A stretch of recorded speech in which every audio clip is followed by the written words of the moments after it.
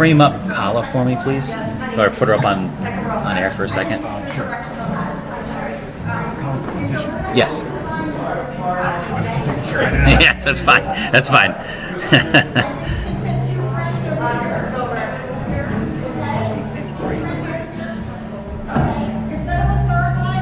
Someone's lying right now.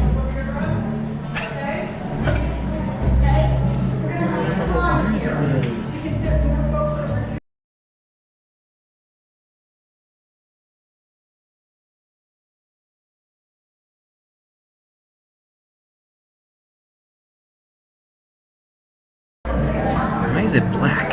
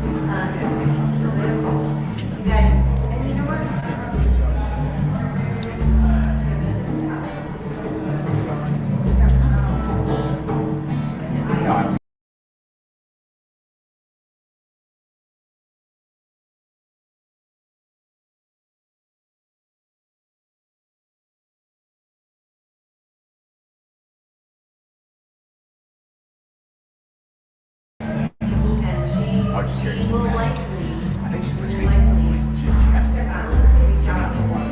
Why is it black?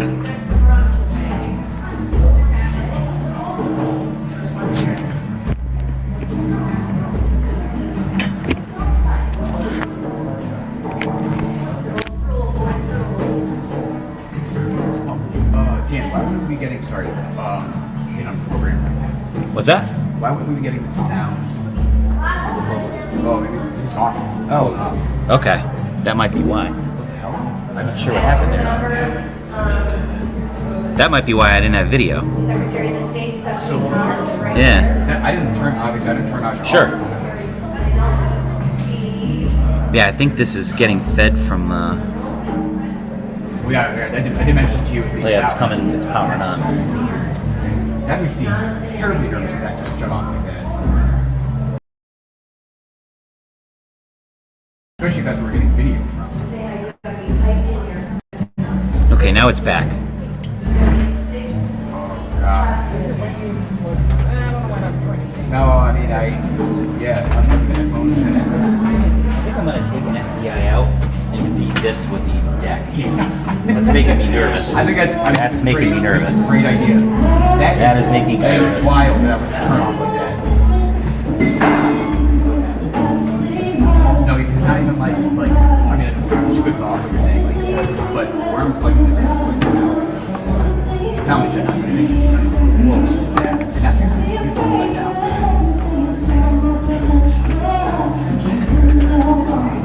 There's another thing.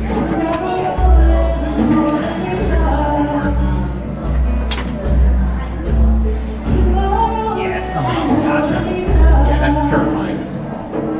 Yeah, I'm gonna go. Check it out.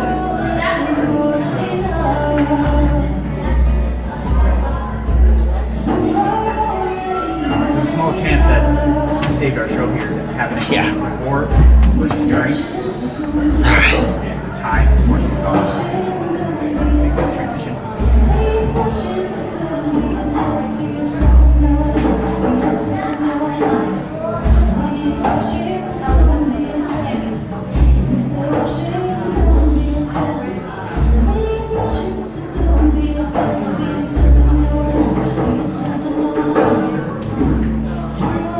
Yeah, for now that doesn't really level section.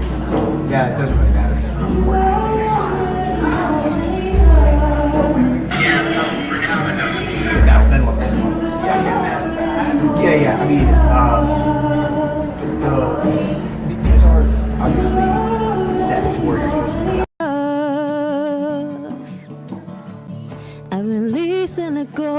story.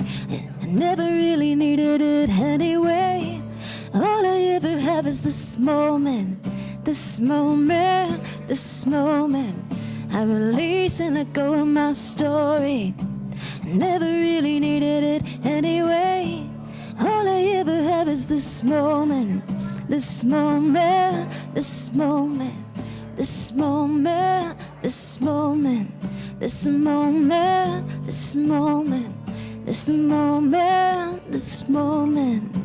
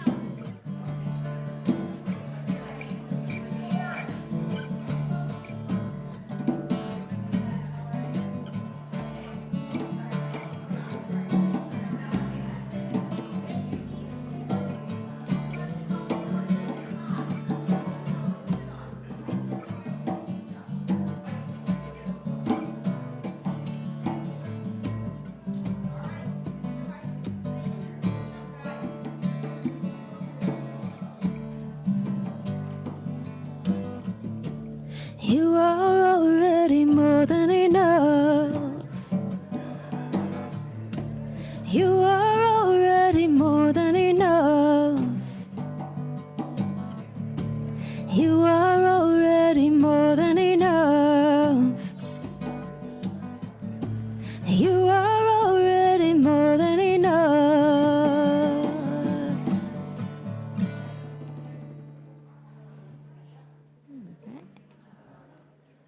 Hey friends, and welcome to Inauguration Day. My name is Kala Farnham, and I'm your State Troubadour, your 18th State Troubadour. I have my friend Jay on percussion joining me today. We're going to play some tunes for you.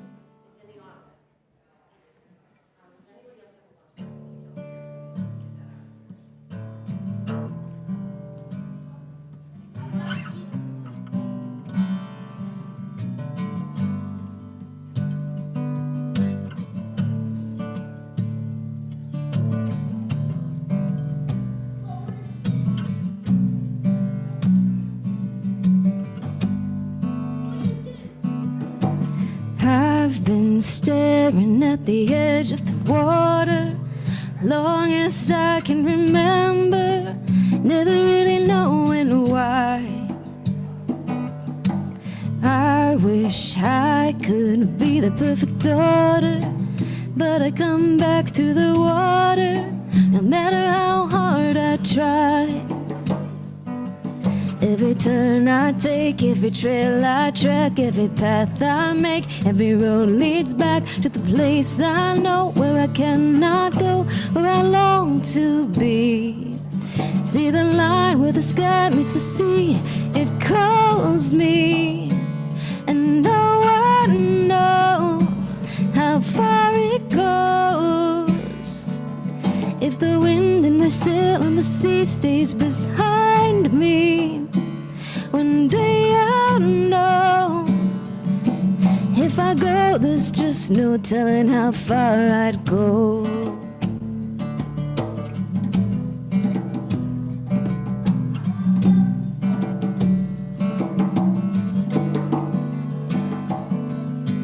I know everybody on this island seems so happy on this island. Everything is by design. I know everybody on this island has a role on this island, so maybe I can roll with mine. I can lead with pride, I can make us strong. I'll be satisfied if I play along. The voice inside sings a different song. What is wrong with me? See the light as it shines on the sea. It's blinding, but no one knows how deep it goes. And it seems seems like it's calling out to me, so come find me and let me know what's beyond that line. Will I cross that line? See the line where the sky meets the sea. It calls me. No one knows how far it goes. If the wind in my sail on the sea stays behind me, one day I'll know how far I'll go.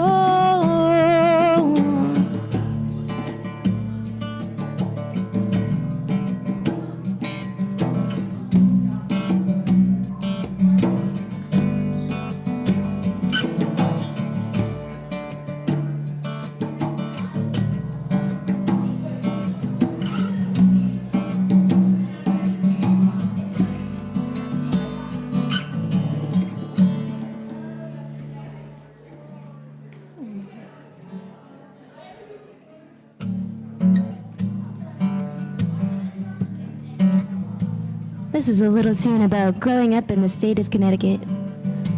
It's called Connecticut Grown.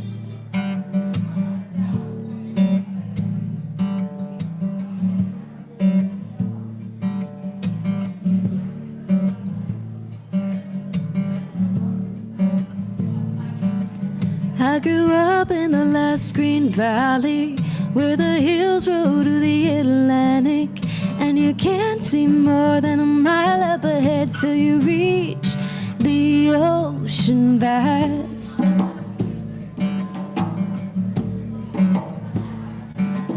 From the top of Bear Mountain, I can see autumn leaves scattered like a patchwork. The Connecticut Valley raised me. There are times the grass seems greener on the other side. We tap our heels, we close our eyes, so sure of the yellow brick road, so sure of the Emerald City. Every road I travel leads me back to the New England home. I am made of Connecticut hills, I am made of Connecticut color.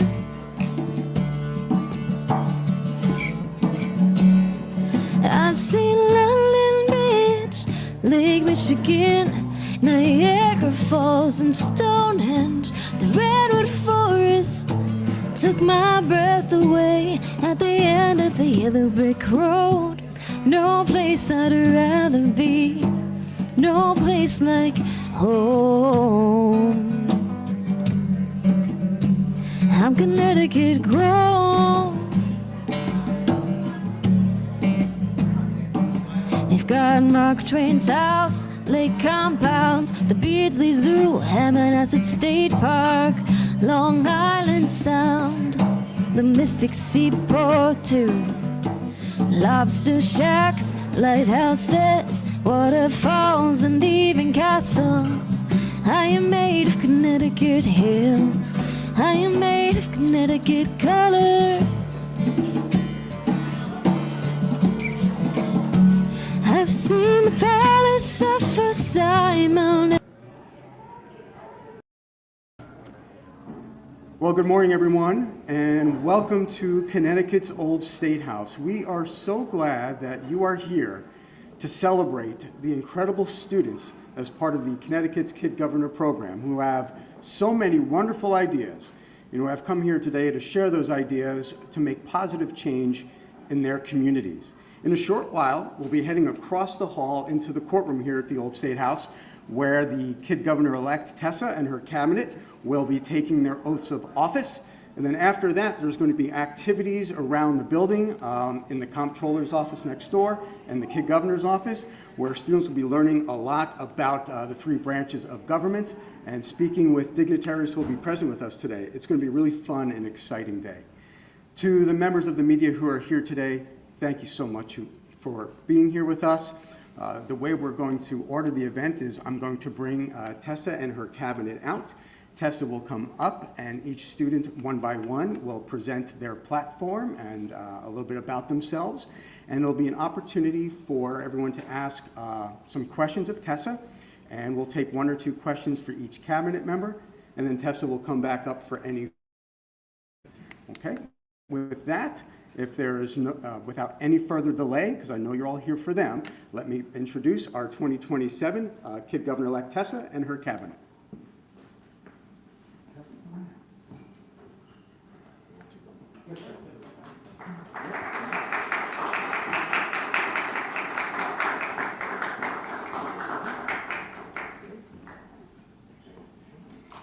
Great, all right. Tessa, would you take the podium first? Tessa, would you tell us a little bit about you and your platform? Hi, my name is Tessa, and my platform is Inclusion for Students with Disabilities. My three-point plan is 1. Create information and resources to share with classes to help them learn and include students with disabilities. 2. Create a buddy system where 5th graders pair up with students with disabilities and include them in activities or group projects. 3. Create a buddy lunch table where students who have no one to sit with can sit there and kids can have a nice, inclusive lunch. Did members have questions for Tessa? Tessa, why did you choose inclusion for students with disabilities? Why did you pick that? Well, I have a lot of friends and family members who have disabilities, and I want to make sure they are not teased or excluded and get treated as one of us. And when you realized that you won the election, what were you feeling? I was really proud of myself, and I was excited to be able to work with my cabinet and Miss Lynette and Mr. Cofrancesco. Tessa, did something inspire you to run for Kid Governor? Well, I want to be president someday or something like that, and I really want to make sure that I can make a change in the world.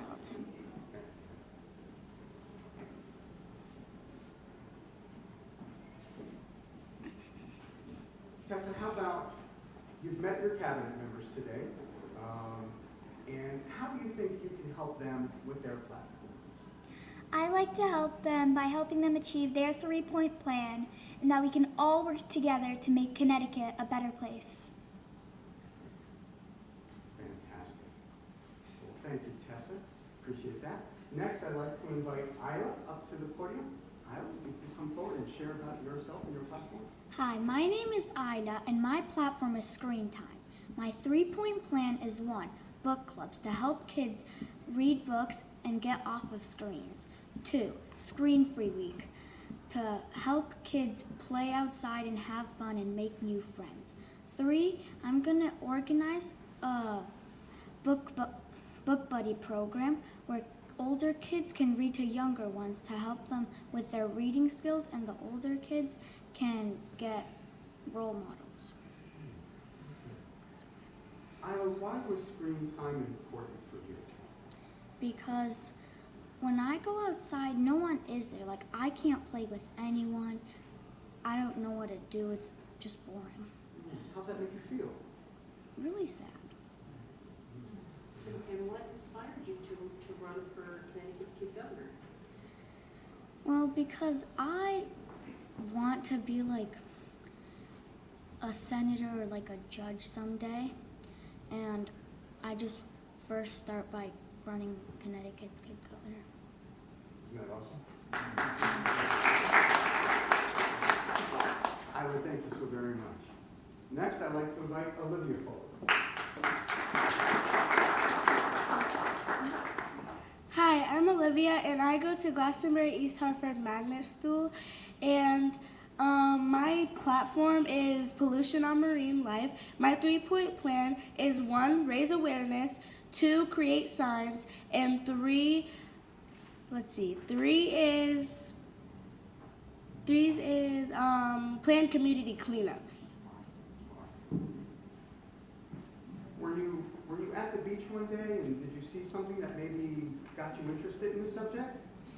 When I'm at the beach, usually I see a lot of like trash and like people just leaving it everywhere. So I figured, why not make this like my platform. And how do you think that your other cabinet members can help you with your platform?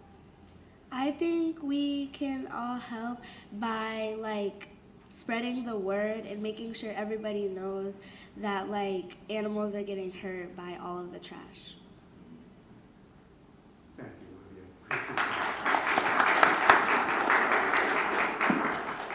Next is Dylan. Hi, my name is Dylan, and my platform is racism.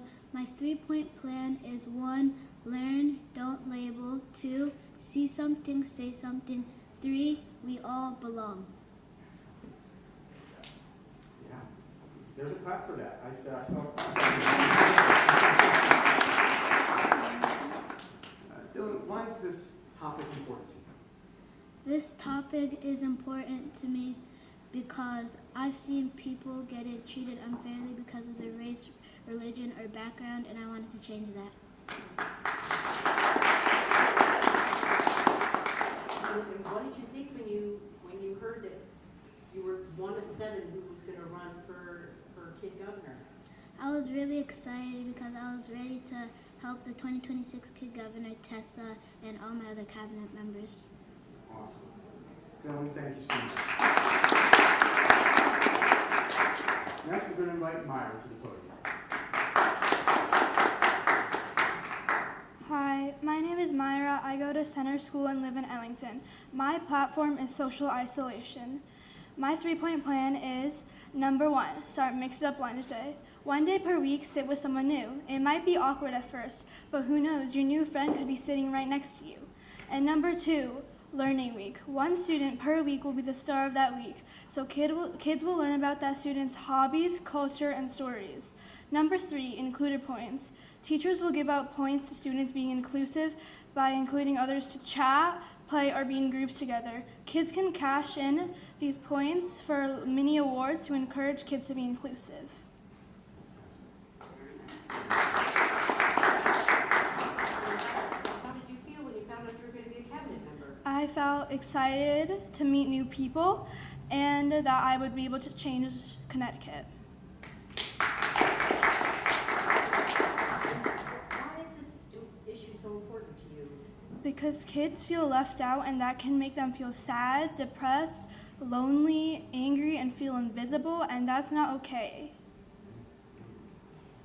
Myra, some of your fellow cabinet members and Kid Governor-Elect Tessa have expressed that maybe sometime in the future they might want to be a senator or maybe even be president. Do you have any aspirations to run for public office someday?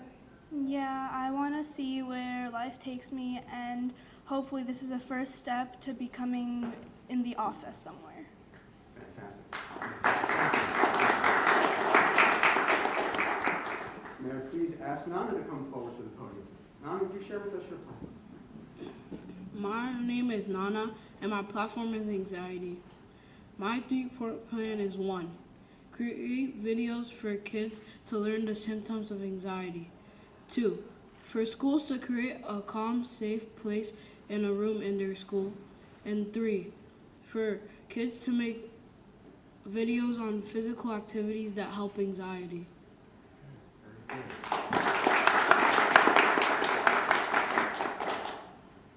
Nana, what would you say to the 5th graders out there what would be the one thing that they could do if they see one of their classmates is feeling anxious? To help them out and give them ideas to make them feel better. Can you share what you think that young people are feeling anxious about? Maybe their homework, schoolwork, and at school too sometimes. And what was it like to run for Kid Governor? I loved it. It was very fun. Great. Thank you, Nana. Okay. And last, may I please ask Samuel to come to the podium to share who you are and your platform. My name is Samuel, and my platform is cyberbullying. My first point is stop. Do not retaliate to bullies' comments. Block. Block them from sending any more messages. And then screenshot so you have proof and you can tell the teachers.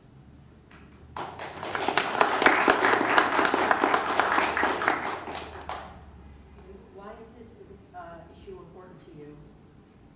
This issue is important to me because I feel like a lot of kids have technology nowadays and that they should be able to play and be safe. Samuel, you and all the cabinet members have lots of great platforms and great ideas. what's the first thing you think you want to do to advance your platform? Well, I want to talk with app creators to like see if they can have more security on the apps. Fantastic. All right. Thank you, Sam. Appreciate it. Again, I'm just going to invite our Kid Governor-Elect Tessa Hallinan back up to the podium for any last questions that anybody may have. Tessa, just to ask Samuel a question. I'm curious, it's kind of the same one for you, and that is, as you start, to embark upon your platform, what's the most important thing for you? Where do you want to start and what you want to do first? I would want kids to recognize when they're excluding someone because they may not even realize it. And you talked about wanting to set up, have a cafeteria, have a welcome table where everybody is looking, where'd you come up with that idea, and how is it going to work? Well, there will be a table in a cafeteria, and kids can sit there together, and there will be no judging there and no exclusion there. We've been asking some of the other cabinet members, obviously today's a big day, it's new. How are you feeling today? I'm a little nervous, but mostly excited because now I'm going to be Kid Governor, and I can help my platform come true. If you get a chance, let's say, to meet other elected officials, how would you express your platform to them? What would you say is important for them to know? To make sure that everyone feels included and to not judge people based on what they look like or act like. Other questions for our Kid Governor-Elect Tessa? Hey, Tessa and all the members from National. What kind of support are you guys already getting from community, parents, or what do you expect, what do you ask folks for if you're an option? I hope that kids and adults will be open to supporting my platform, and I hope that they will start to recognize that being exclusive is bad and we should try to accept and welcome anyone.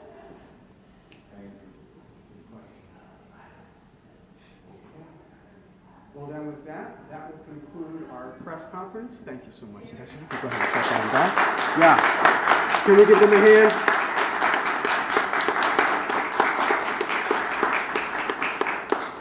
So with that, we'll invite you to head across the hall into the Old State House courtroom, and we'll start our ceremonies at about 10:05. We'll see you all there. Thank you. Everyone.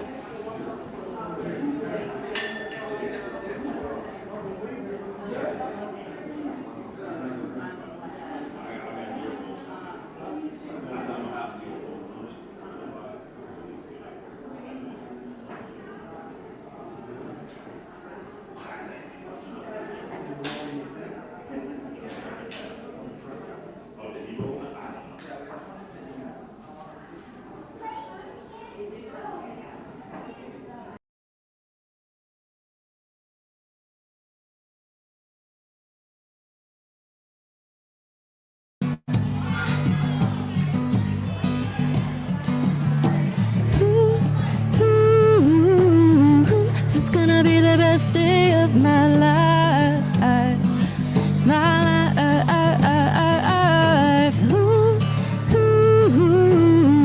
This is gonna be the best day of my life, my life.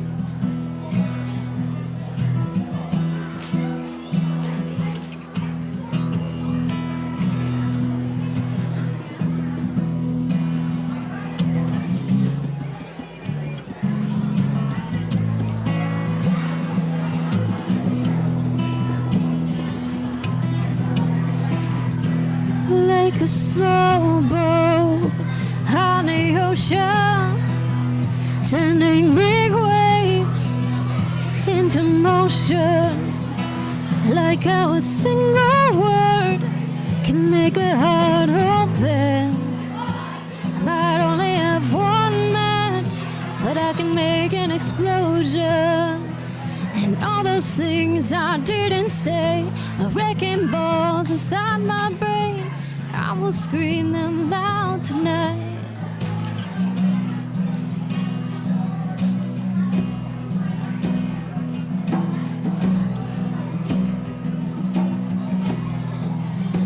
This is my fight song.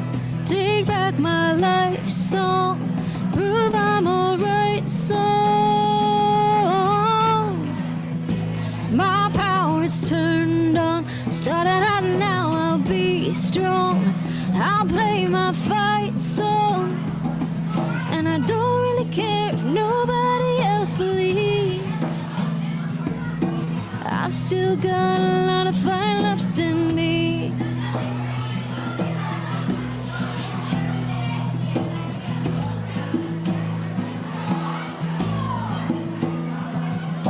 Losing friends, I'm chasing sleep. Everybody's worried about me. In too deep, say I'm in too deep. It's been 2 years, I miss my home. There's a fire burning in my bones. I still believe, I still believe. All those things I didn't say were wrecking balls inside my brain. I will scream them loud tonight. Can you hear my voice this time? This is my fight song. Take back my life song. Prove I'm alright song.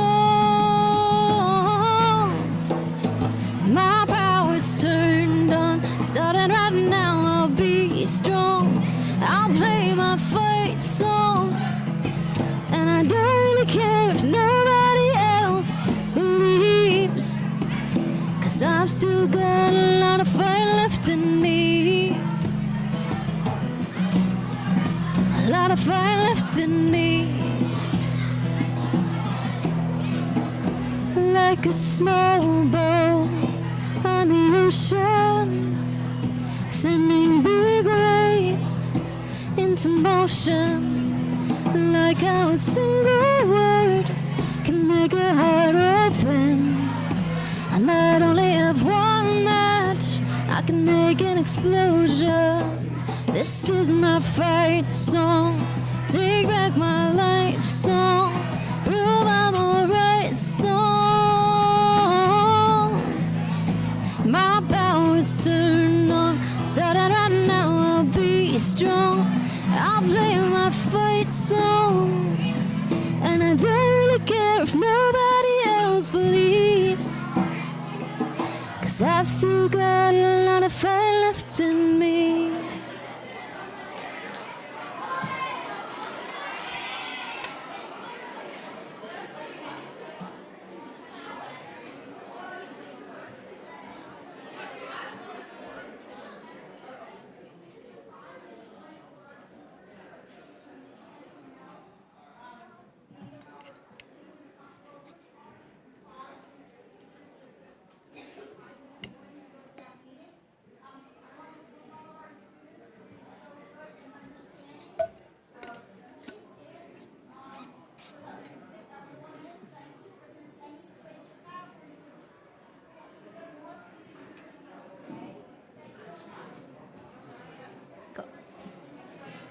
We're gonna play a little more.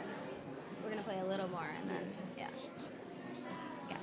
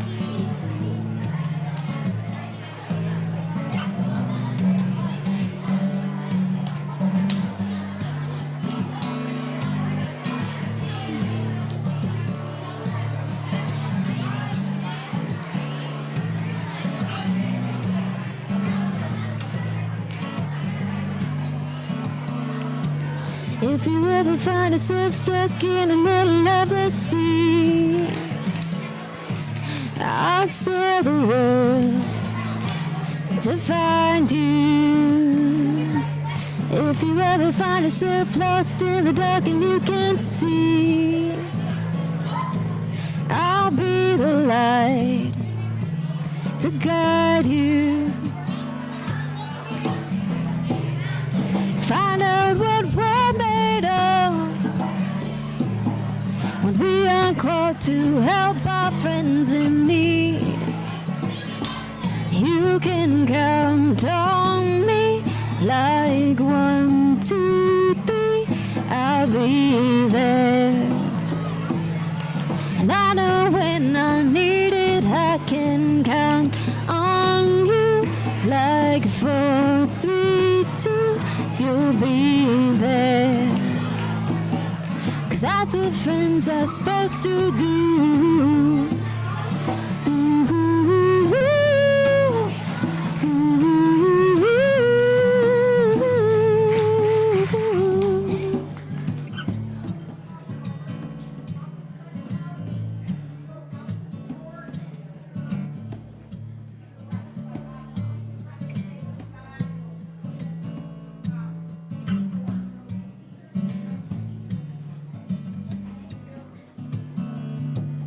If you're tossing and you're turning and you just can't fall asleep,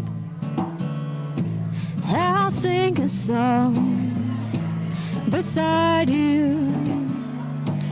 If you ever forget how much you really mean to me, every day I will remind you. Find out what we're made of when we are called to help our friends in need.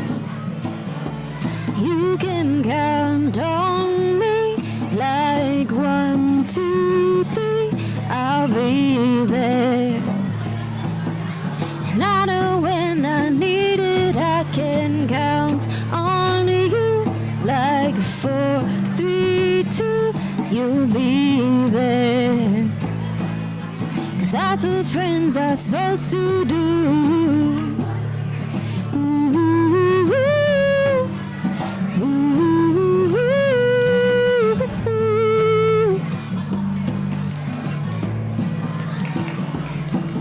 You'll always have my shoulder when you cry.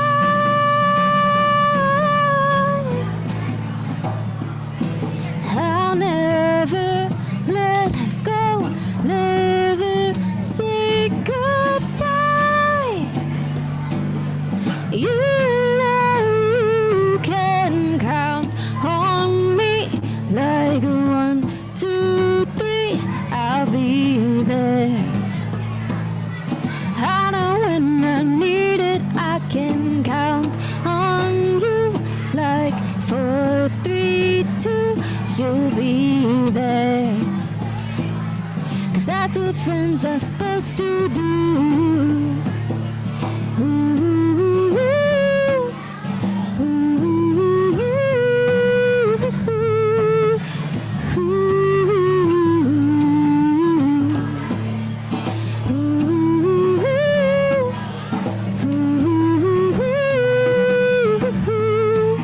You can count on me 'cause I can count on you.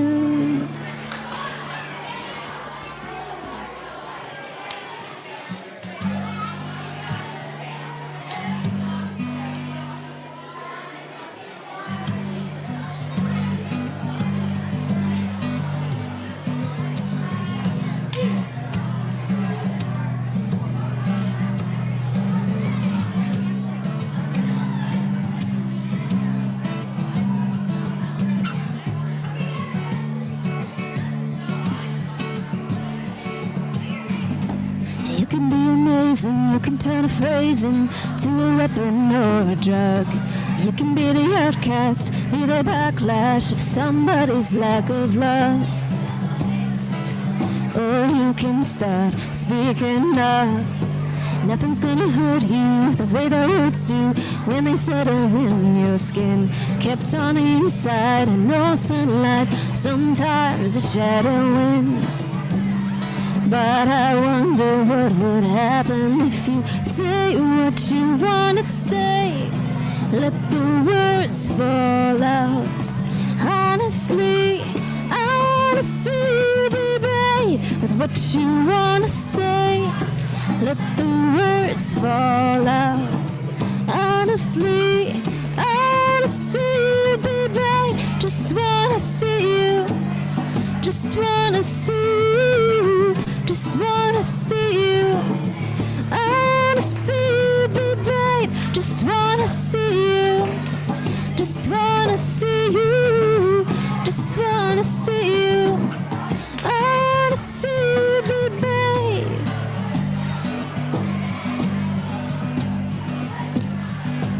Everybody's been there, everybody's been so down by the enemy. Falling for the fear, dancing, disappearing, bow down to the mighty. Don't run, stop holding your tongue. Maybe there's a way out of the cage where you live. Maybe one of these days you can let the light in. Show me how big your brave is. Say what you wanna say. Let the words fall out. Honestly, I wanna see you be brave with what you wanna say. Let the words fall out.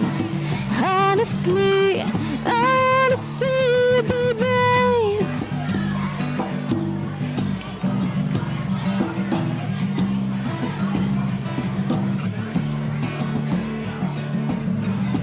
And since your history of silence won't do you any good, did you think it would? Let your words be anything but empty. Why don't you tell them the truth? Say what you wanna say. Let the words fall out. Honestly, I wanna see you be brave with what you wanna say. Let the words fall out. Honestly, I wanna see you be brave. Just wanna see you. Just wanna see you. Just wanna see you. I wanna see you be brave. Just wanna see you. Just wanna see you. Just wanna see you. I wanna see you be brave.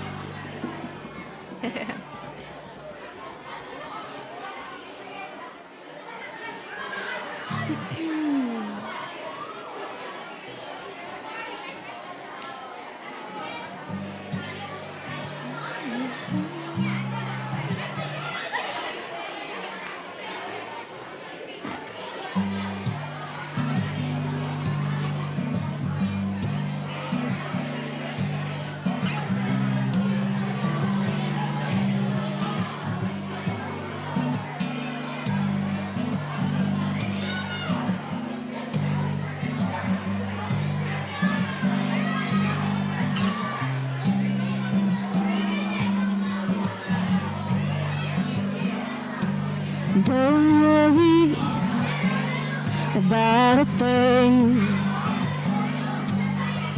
Every little thing is gonna be alright. Singing, don't worry about a thing.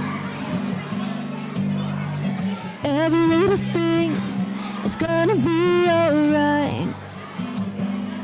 Rise up this morning, smile with the rising sun. Three little birds perched by my doorstep, singing sweet songs of melodies pure and true. Singing, this is my message to you. Singing, don't worry about a thing. Every little thing is gonna be alright. Singing, don't worry about a thing. Every little thing is gonna be alright. Rise up this morning, smile with the rising sun. Three little birds perched by my doorstep, singing sweet songs of melodies pure and true, saying, this is my message to you. Singing, don't worry about a thing. Every little thing is gonna be alright. Singing, don't worry about a thing. Every little thing is gonna be alright. Singing, don't worry about a thing. Every little thing is gonna be alright. Every little thing is gonna be alright.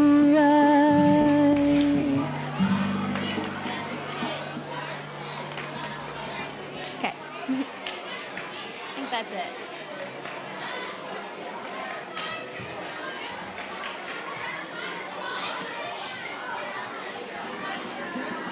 Okay, we're gonna start. Hi, Kayla, good to see you again. Hey, welcome. Nice to meet you. I'm Paul. I think they're gonna start the program, so I think you guys are set. So just say thanks, kids. Thank you all so much for listening.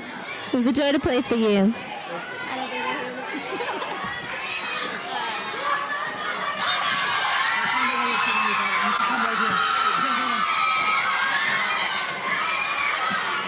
Have to kind of cut through the students. I'll go down. You can quit, sir. We're gonna come around here. You're in the seat right over there. Just follow to where your name is.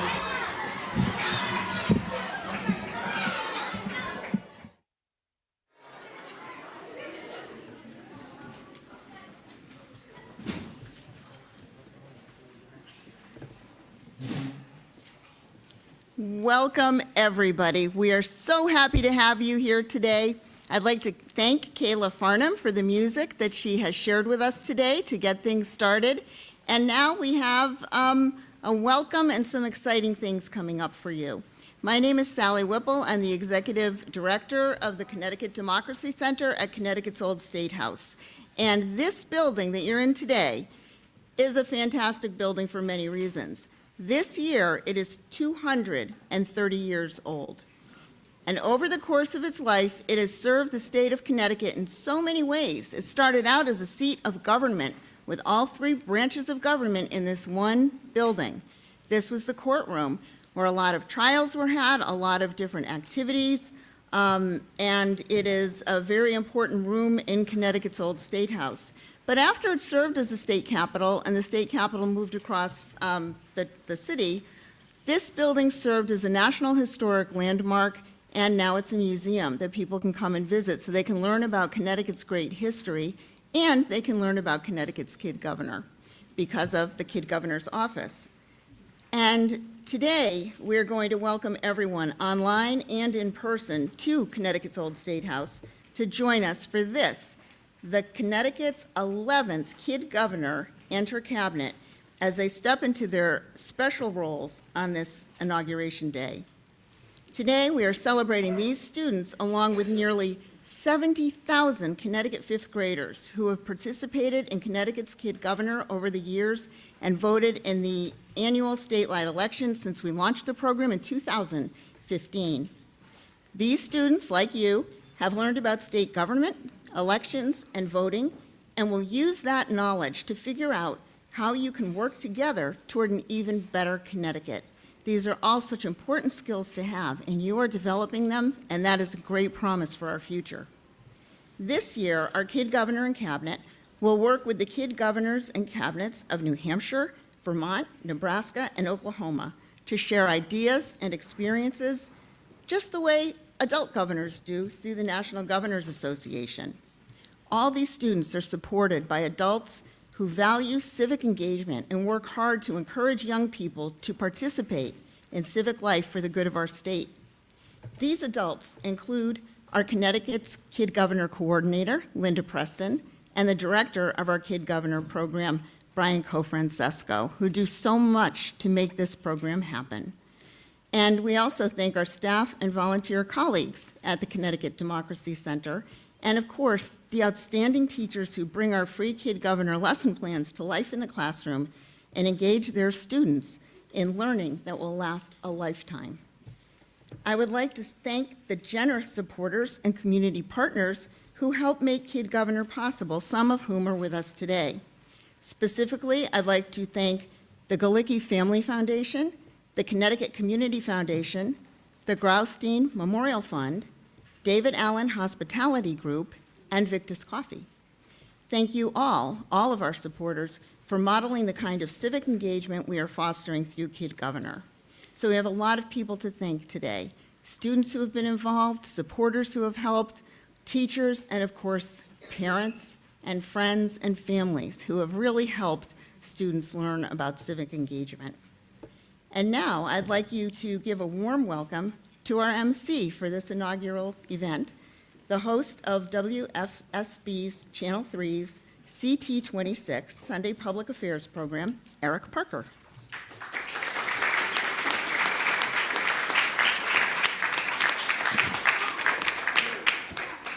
Good morning, everybody. It's a pleasure to be here with you this morning for Connecticut's Kid Governor Inauguration Day. I've had the absolute pleasure of getting to interview the last 5 or 6 Kid Governors, but I've never actually done this event.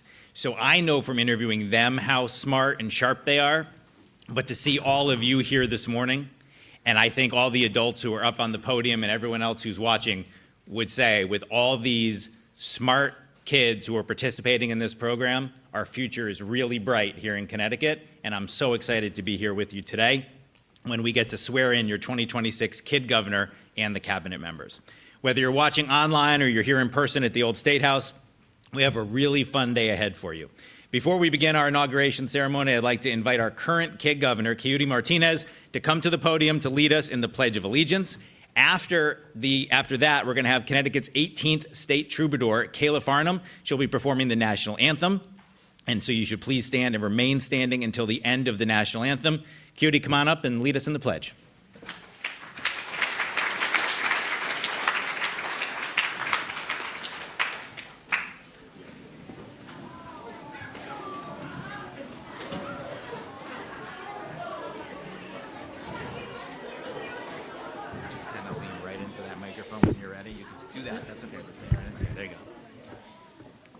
I pledge allegiance to the flag of the United States of America and to the republic in which it stands, one nation, under God, indivisible, with liberty and justice for all. Thank you.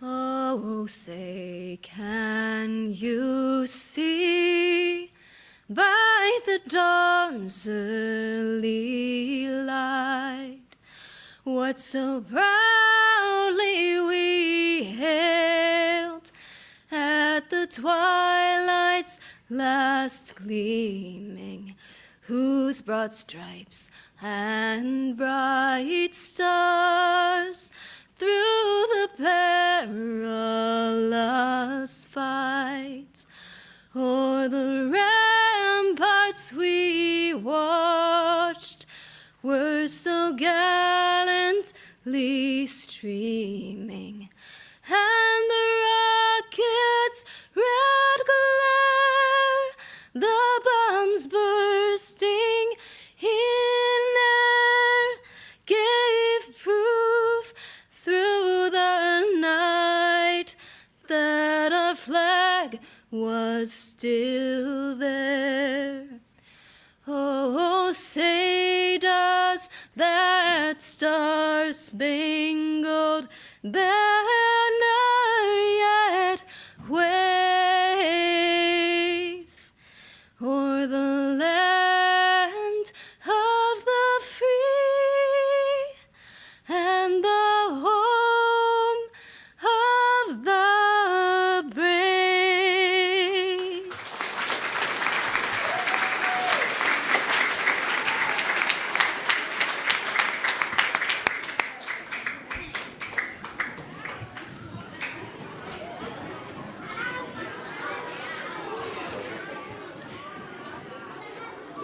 Excellent job by Kala. Thank you so much to Kala Farnham. Also, thank you to Keudy. And Kala, of course, as many of you know, was performing some music earlier today as you were getting settled in and did a beautiful job with that as well. So thank you to Kala Farnham for being here. What a great way to start off this exciting day.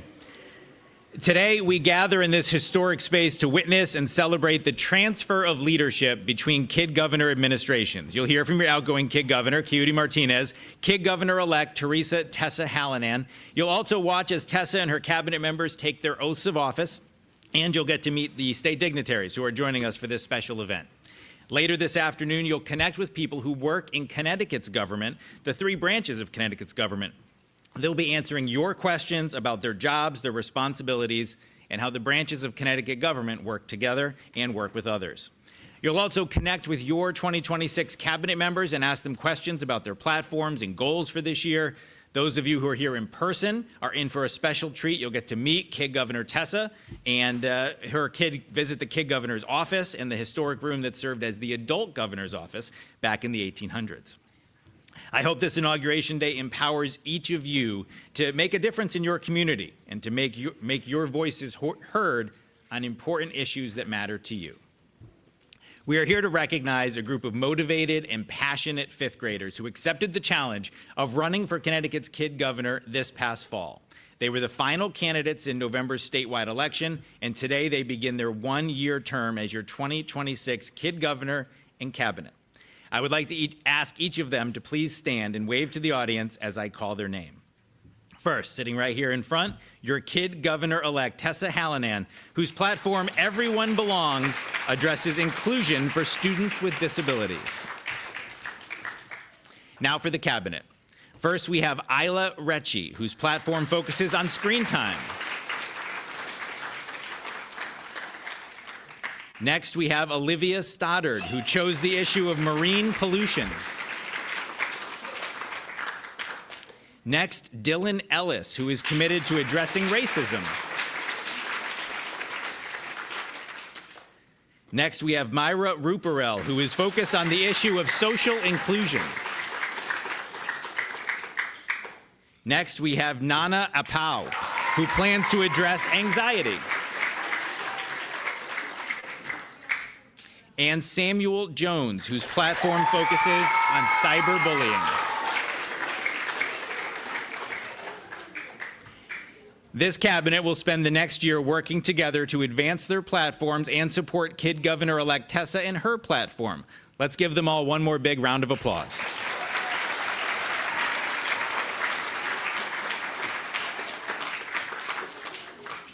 Today, I'd also like to recognize all of you, all the students here in the room with us, Tessa's and the cabinet members' classmates who helped develop their platform, assisted in creating campaign videos, and provided support during the statewide election. Each of you played an important role in your candidate's success, so why don't you give yourselves a round of applause?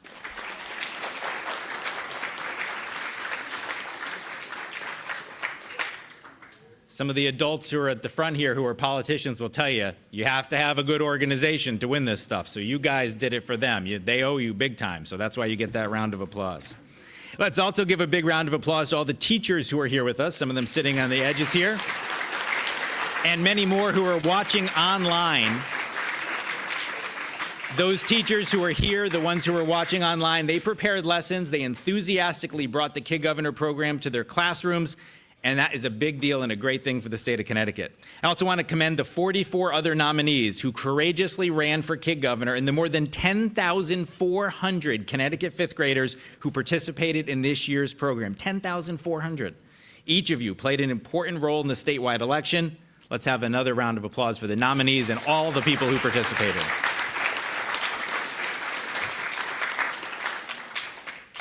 In a few minutes, you're going to hear from 2025 Kid Governor Keudy Martinez, who is concluding his one-year term today. Keudy, please stand so we can recognize you for your hard work this past year.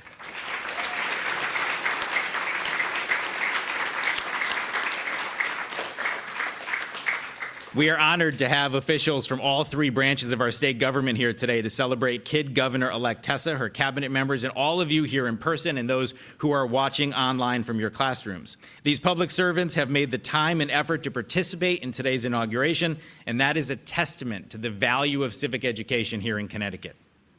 Our first speaker is Connecticut's Lieutenant Governor, Susan Bysiewicz. As Lieutenant Governor, she takes the place of the governor when needed and presides over the Senate in the legislative branch.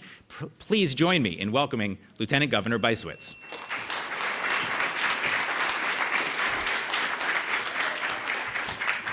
Eric, thank you so much. Good morning. All right, we're going to do that one more time. Good morning. All right, that is fantastic. I'm so happy to be here on this very exciting day. The future is so bright with all of these smart, talented young people who are going to be leading along with the Kid Governor. And I have to say to Tessa, congratulations. It's always great to see another intelligent, driven, competent young lady elected Kid Governor of Connecticut. Did you know that 2/3 of the Kid Governors have been young ladies? What do we think about that? So I'm going to suggest to you that the Kid Governor voters get it right, but I'll say that you have chosen Kid Governors this year and in the past that are a lot different than Connecticut governors, because out of the many, many, many governors Connecticut has had, only 2 have been women. What do we think about that? Well, anybody know who those 2 ladies were who served our state? Anybody know? Oh, I heard it back there. Any kids know? All right, sir. That she was one. She was the Democrat, and there was a Republican. Jody Rell. Exactly. So, in the future, based on the Kid Governor elections, I predict we will have many more female governors, and I am looking forward to see them serving in our state capital. The other thing that I want to point out about the leadership that you see, I'm going to ask the cabinet members, Tessa and the cabinet members, can you just stand up one more time? Because I want everybody to see the diversity of this Kid Governor cabinet, because it looks like the diversity of Connecticut and our country. Let's give them another round of applause. So you can all sit down, but I think it's really important to point out the diversity in the cabinet, because if you were to look at the governor's cabinet, our cabinet is half women and more than 1/3 people of color. Our cabinet members come from every walk of life. And the reason that it's good to have diverse people in the cabinet is because you will get better decisions, because each cabinet member comes from a different point of view, a different place, a different background. So to the members of the cabinet and to the voters in the Kid Governor program, well done. Well done. I want to thank all of the voters who voted for these amazing people. Tessa, the governor, and I are looking forward to supporting you in your role and your mission.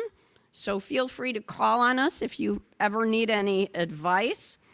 And the spirit and your mission of wanting to make everyone feel included, particularly kids with disabilities, is so important. What do you think? Is that an important mission for our kid governor? And I just want to give a special shout out to Isla, Olivia, Dylan, Myra, Nana, and Samuel. You all ran great campaigns, and you are not only diverse, but you're also competent and compassionate, and you're going to help Tessa lead and bring awareness to some really important issues.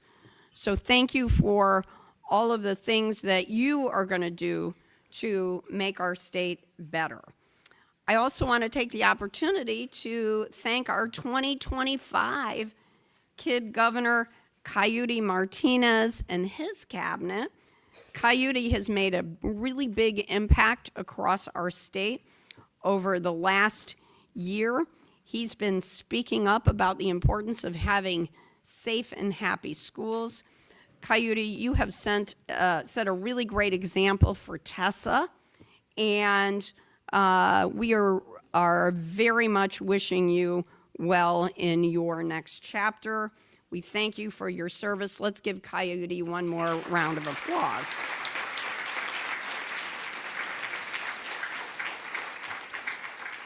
So, congratulations again to Tessa and the cabinet. And I just want to leave all of our voters with an important message, and I'm sure our Secretary of the State is going to strengthen it. So our country this year is having its birthday. How old are we going to be? 250 years old, exactly. And we have been a country that has chosen our leaders. And we've chosen our leaders by doing what? Oh, louder. All right, so when we're 18, we're going to register to?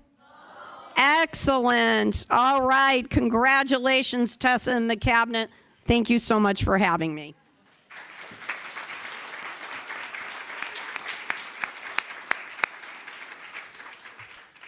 You guys are going to go back to school and your hands are going to be sore from all the clapping. But that's good because it means a lot of really good stuff is happening today, and we're recognizing a lot of people doing a lot of great things. Lieutenant Governor Bysewicz, thank you for those great remarks. At this point, I'd like to introduce Chief Academic Officer of the Connecticut State Department of Education, Irene Parisi, to the podium. She's a career educator who has served in many roles, including that of a fifth grade teacher.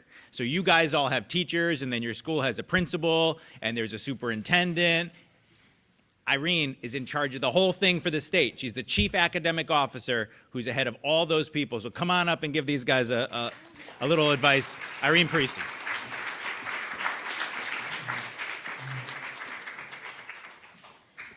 Thank you so much for that introduction, and good morning, everyone, students, teachers, families. Hopefully the Commissioner, Russell Tucker, did not hear that because she's the big boss of everything. But I'm super honored to be here. It is a privilege to be here to speak with you. Yes, I was once a fifth grade teacher. I started my career at Casimir Pulaski in Meriden. And fifth grade was probably my favorite year, my favorite age group to teach, because you all came in so curious. You had big questions. I didn't have all the answers, but together we tried to find the answers and solve some of those challenges. And what was really interesting, many folks would say, at 9 and 10 years old, do they really know themselves? Do they understand what they want to be or what their passions are? And I would say absolutely. We just have to give them space to do that and give them room and let those curiosities flourish. So I do want to take a moment to thank your teachers that have done that for you so that you could be here today. So let's give the educators across Connecticut, those in the room, another round of applause.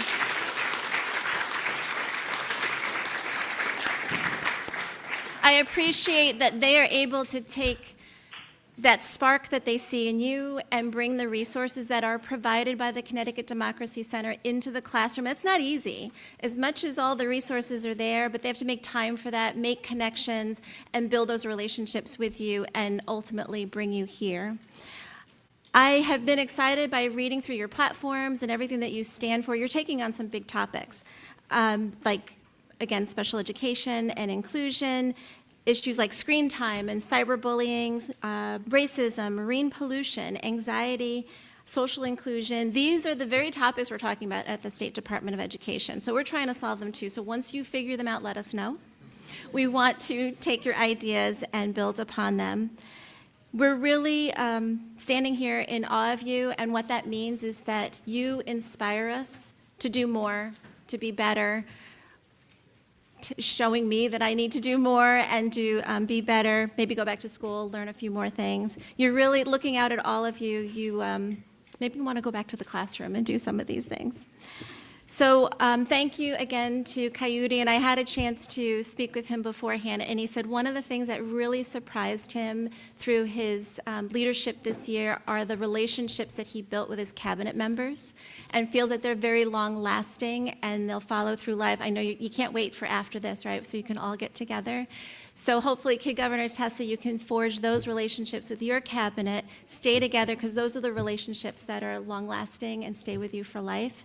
Thank you for all that you've done for us, Kid Governor Martinez. I look forward to your future, Kid Governor Tessa, and I really appreciate learning from you. So congratulations again, and thank you for this opportunity to speak with you.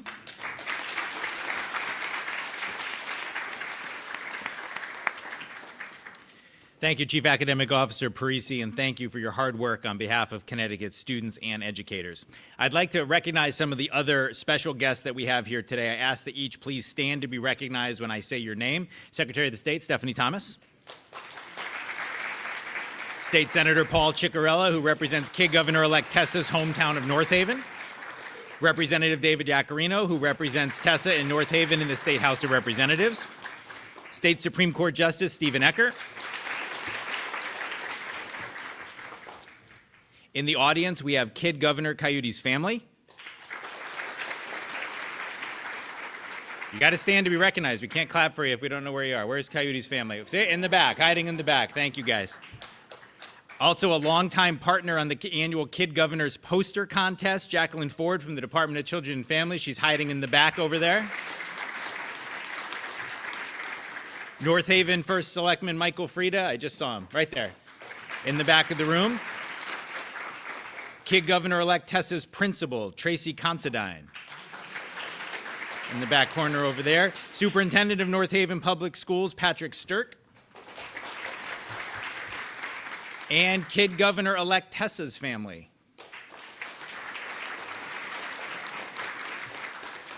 Everybody's hiding out in the back, but they're all here, and thank you all for being here. We have more special guests who will be joining us later today for our educational program about state government. They are not here with us right now, but I would like to acknowledge their participation and their support for the Kid Governor program. Former Secretary of the State Denise Merrill will join us to talk about the executive branch. State Representative Hilda Santiago will speak with us about the legislative branch. Former Supreme Court Justice Dennis Evely will speak with the students about the judicial branch. Now, as we prepare to swear in Tessa and her cabinet, it's time to hear from your 2025 Kid Governor, Keudy Martinez. 1 year ago, that's right, we can clap. 1 year ago, Keudy stood at this very podium delivering his inaugural address and sharing his goals for his Speaking Up for Safe and Happy Schools platform. He will now review his term in office as he delivers his farewell address. Join me in welcoming your outgoing Kid Governor, Keudy Martinez.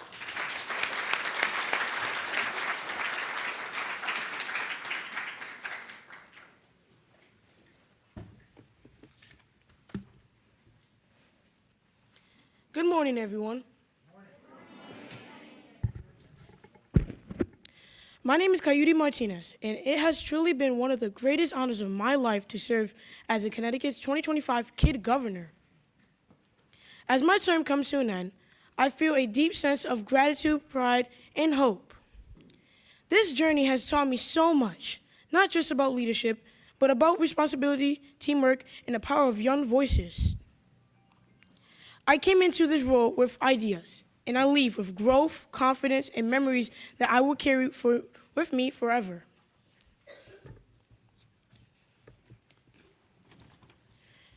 Throughout my term, my platform was speaking up for safe and happy schools. I believe that every student deserves to feel safe, supported, and included when they walk into school each day. My goals were to help stop bullying, encourage mental health awareness among students, and promote buddy systems so no one ever feels alone. And seeing students realize that their voices matter, that was one of the most powerful parts of this experience for me. Some of my favorite moments as Kid Governor were connecting with students, sharing my platform with state leaders, and working alongside other young leaders who truly care about making a difference.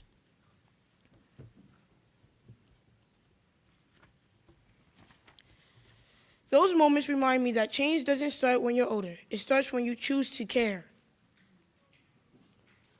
First, I want to give a huge thank you to my cabinet, because none of this could have happened without them. Dawson, Dominic, Chloe, Navra, Ryan, and Verona.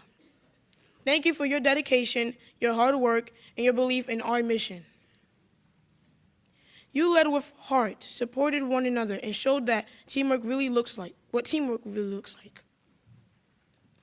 I am incredibly proud to have served alongside you. I also want to give a special big thank you to my mom. Thank you for always believing in me, supporting me, and encouraging me every step of the way.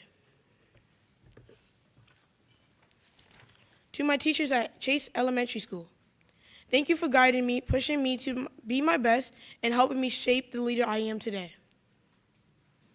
To the students, thank you for trusting me, inspiring me. Your voices are powerful, and they deserve to be heard. And finally, thank you to my family for your love, encouragement, and constant support throughout this entire journey. I also want to give a big congratulations on the incoming Kid Governor Tessa and her cabinet. Give them a round of applause, please.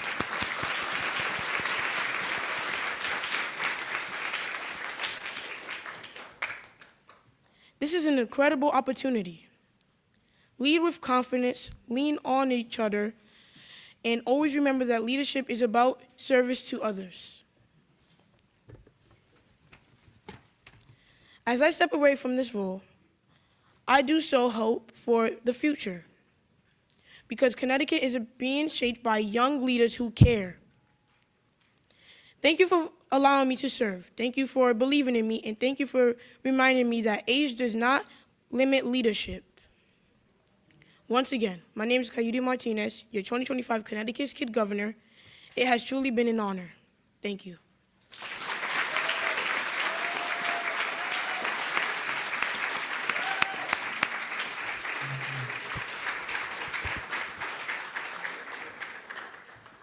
Did you guys catch that line? You could write it down. Change doesn't start when you're older, it starts when you decide to care. That's pretty good. That's some pretty good wisdom for our outgoing Kid Governor. Every year when I interview these Kid Governors on my TV show, it's one of my favorite interviews of the year because we spend 7 minutes, and at the end of the 7 minutes, I'm so excited for the future of Connecticut because these guys are so smart, and I know all of you are too, but what a great line by Keudy. And to the politicians on the stage, I checked, he's not in your district, so you're safe. Yeah, you're both in trouble there, that's true. Keudy, congratulations on such a successful 2025 term as Kid Governor, and your message of speaking up for safe and happy schools. You've done us all proud for sure, so great work. Our next speaker is Secretary of the State Stephanie Thomas. As Connecticut's 75th Secretary, she works in the executive branch overseeing the state's records and elections. The Secretary's office has sworn in every previous Kid Governor, and after her remarks, she'll be the one to administer oaths of office to Tessa and her cabinet members. Please join me in welcoming Secretary Thomas. Thank you. Good morning. Okay, now you've had some practice. Great. Great job. So I always like to ask everyone here and everyone watching a couple of questions. Who had fun learning about all the different platforms and participating in the election and helping to get your peers elected? In fact, that seems too quiet. If you had fun doing that, raise your hand and say yes. Yeah. Now we're talking. Now, who's excited about voting for the adult governor when they turn 18? Me, yes. Okay, I saw some hands not go up, so I'm gonna work with you on that. But I love when people are excited about voting and getting involved because, as you heard, my job is to make sure people understand when elections happen, how they happen, and how you can get involved. And Keudy just alluded to it, but have any of you ever felt like your opinion maybe didn't matter because you were young? Has anyone ever made you feel that way? Yeah. You may not know this, but a lot of adults feel the same exact way. Like people think their opinion doesn't matter, but guess what? All of our opinions do matter, and voting, volunteering, and getting involved in your community is how we can all feel better about making sure we make our opinions count. So can you get excited about getting involved in your school, your town, and with the cabinet? I need more. Can you get excited about getting involved and helping the cabinet and making your school and community better? Now we're talking. So I'm really excited to be here again to swear in the new cabinet because I know they will be working with all of you to put their great ideas into action. So are you ready for the official part? Yeah, good.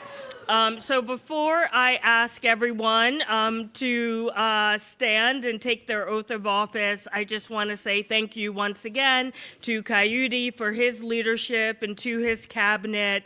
I travel all around the state, and I'm always so happy when I see the cabinet at events and really getting their messages out. And my favorite event with the cabinet was the election cake eating contest. And they did a great job picking winners right here in this very room. So now it is my honor to administer the oath of office to Tessa and her cabinet. I'm going to start with the cabinet, and as has been heard, your role is so important. I know I have to work with the governor and his cabinet, and together sharing in our ideas and making sure that we give voice to our opinions helps us make Connecticut stronger, and I know you will do the same for Tessa. So I will swear each of you in individually, so when I call your name, you'll stand where you are, raise your right hand, and after I say the oath, you'll say, I do, okay?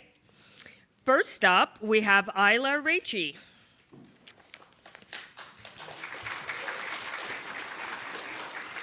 So Isla lives in Weathersfield and goes to Charles Wright Elementary School. Please raise your right hand. Do you solemnly swear or affirm that you will support the fifth graders and students of Connecticut during your one-year term and so long as you continue a citizen thereof, and that you will faithfully and impartially discharge the duties of the Kid Governor's Cabinet to the best of your ability, so help you God? If so, please say I do. Congratulations.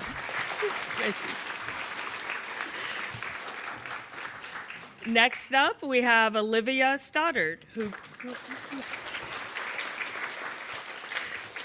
Olivia lives in Stafford and goes to Glastonbury East Hartford Magnet School in Glastonbury. Please raise your right hand. Do you solemnly swear or affirm that you will support the fifth graders and students of Connecticut during your one-year term and so long as you continue a citizen thereof, and that you will faithfully and impartially discharge the duties of the Kid Governor's Cabinet to the best of your abilities, so help you God? If so, please say I do. Congratulations. Next, we have Dylan Ellis.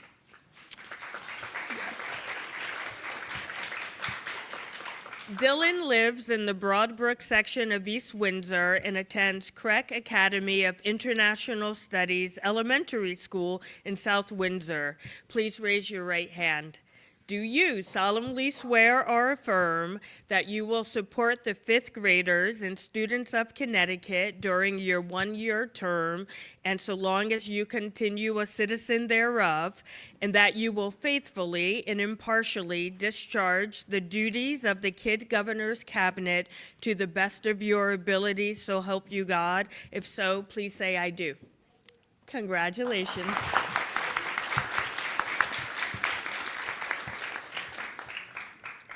Next, we have Myra Ruparel. Did I say that right? Thank you.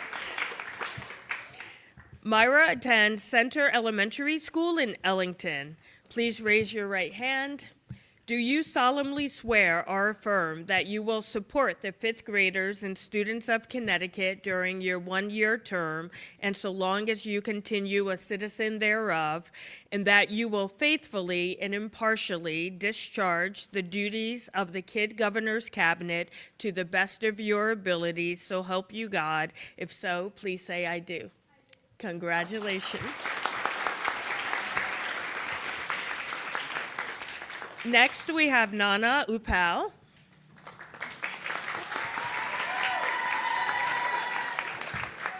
Nana is from Manchester and attends Odyssey Community School. Please raise your right hand. Do you solemnly swear or affirm that you will support the fifth graders and students of Connecticut during your one-year term and so long as you continue a citizen thereof, and that you will faithfully and impartially discharge the duties of Kid Governor's Cabinet to the best of your ability, so help you God? If so, please say I do. Congratulations.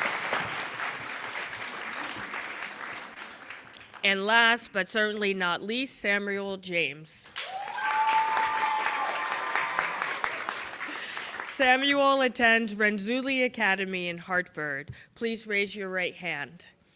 Do you solemnly swear or affirm that you will support the fifth graders and students of Connecticut during your one-year term and so long as you continue a citizen thereof, and that you will faithfully and impartially discharge the duties of the Kid Governor's Cabinet to the best of your abilities, so help you God? If so, please say I do. Congratulations. And it is now my duty to administer the oath of office to your 2026 Kid Governor, Tessa Hallinan. Please join me. And I see Tessa's family. Are you excited, little sister? Yes, I saw your hand raised very high earlier. Tessa, please raise your right hand. Do you solemnly swear or affirm that you will support the fifth graders and students of Connecticut during your one-year term and so long as you continue a citizen thereof, and that you will faithfully and impartially discharge the duties of the office of Connecticut's Kid Governor to the best of your abilities, so help you God? If so, please say I do. Congratulations! Join me in welcome.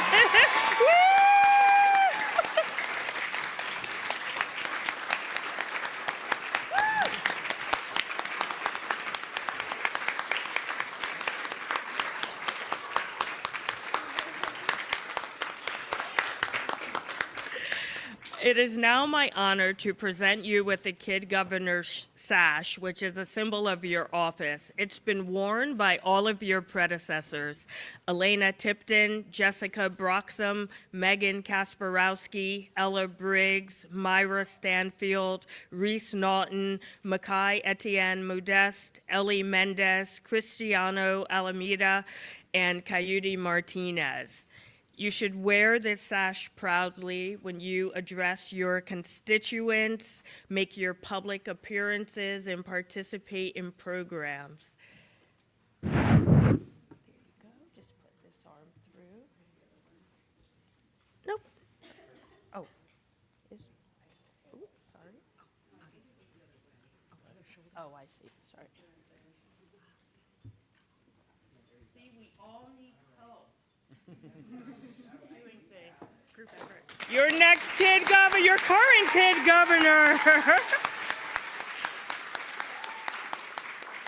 And I now would like to present your Kid Governor to make her inaugural remarks.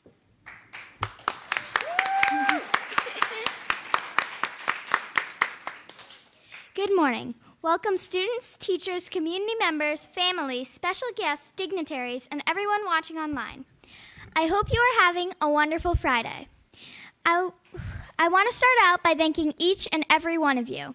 Many of you have come to support the kids who are up here right now, who had an idea and took action.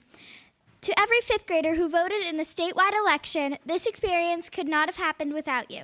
Thank you for making your voices heard by participating in the election. If you are someone who hopes to be a leader and make a difference on an issue you care about, I only have one thing to say. Try your best. That's all anyone can ask of you.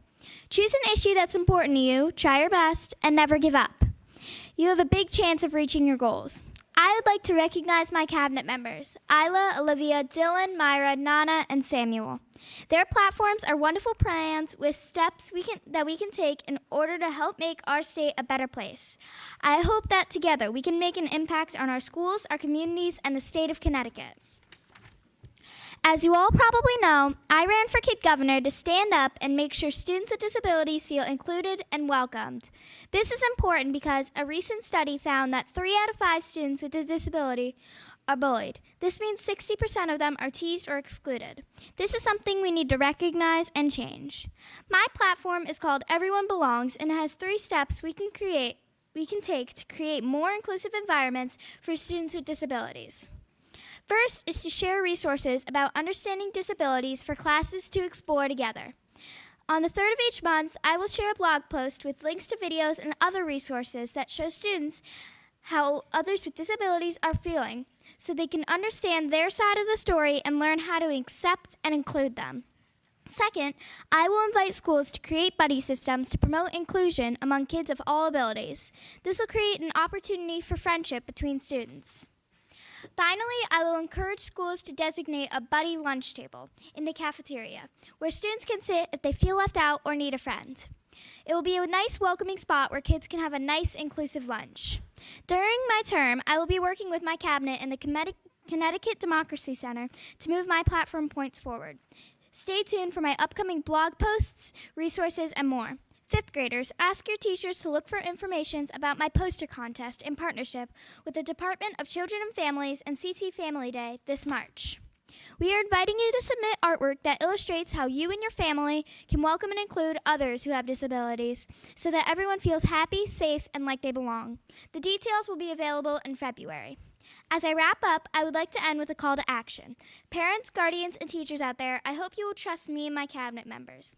Even though we are just kids in 5th grade, we ran our platforms to help our classmates and our communities. I hope that we can contribute to a world that everyone is included in and that we lead with kindness. Students, 5th graders, and all kids across Connecticut, I hope you understand why being more inclusive of our fellow students with disabilities is so important. This year, I ask for your support, your willingness to help me become the best Kid Governor I can be, and that you work to make your own school and community more inclusive. Thank you for listening. Together, we can make our state a better place and show that everyone belongs.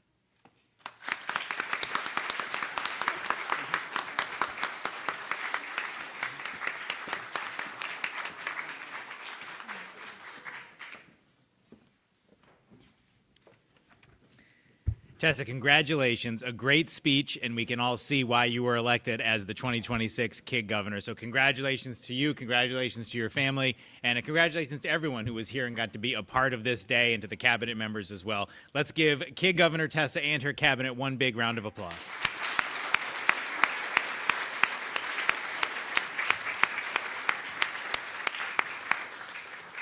Thank you all for joining us today, and for those who are watching on the live stream as well. It's been a great honor for me to be your MC for this program today. I've enjoyed celebrating this Inauguration Day, and I look forward to hearing lots more from Tessa and from the cabinet members as they begin their term in office.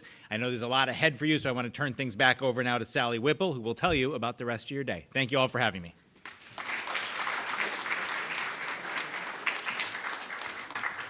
Thank you so much. That was wonderful.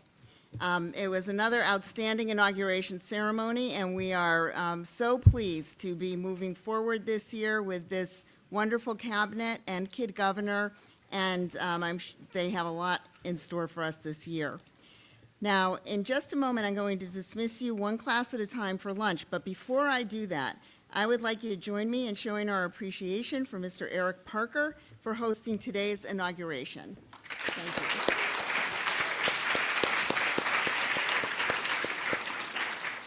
And I would also like you to join me in showing our appreciation one more time for the dignitaries who took their time today to be with us, to inspire all of us, and to help us with this inauguration. And I'd also like you to applaud again for our 2026 Kid Governor and Cabinet members.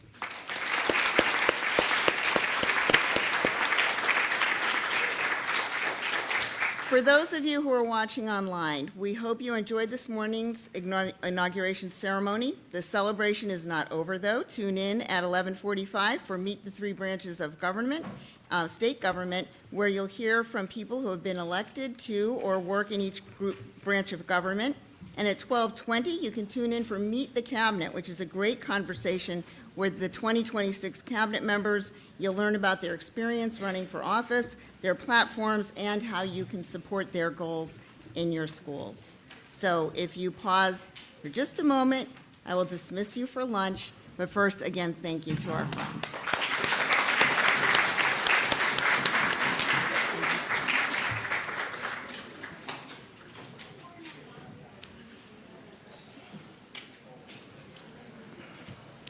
Okay, for the 7 classes here today, I'm going to dismiss you 1 or 2 schools at a time. You're going to have until 11:40 to eat your lunch, and at that time, one of our staff members will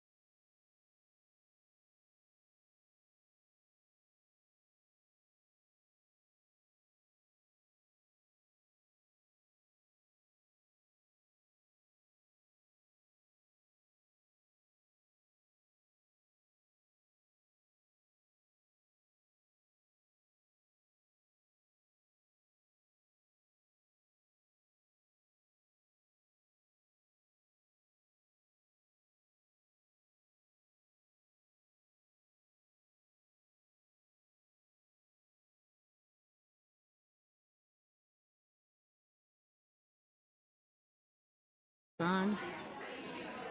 Oh, I've got that on my phone, I think, wherever my phone Green is. Acres, Center, and Odyssey. Yeah, I got that all written down. Green Acres is here. I had it all written down. Center, I don't see Odyssey. Everybody. Good afternoon. Did everyone have a good lunch? Hi, it's good to have you back in this room again after your lunch. We have a really exciting time for you right now. As you probably know, your classes have made up questions to ask about the 3 branches of government. And today we have 3 people who represent the 3 branches of government for Connecticut. They happen to be 3 of my very favorite people. And one of the things that I think is important to know about state government and any government is that the people in government are people. And they have lives and experiences that they bring into the work that they do. And they are very friendly and eager to help people and eager to talk to people, particularly to young leaders like you. So today, what I'm going to do is introduce our 3 people, and then you are going to have an opportunity to ask questions. And I think what I'll do is ask the teachers to call on their students who have questions to ask. But first, I really do want to introduce our very special friends. The first person I would like to introduce is Representative Hilda Santiago, who represents the city of Maryland.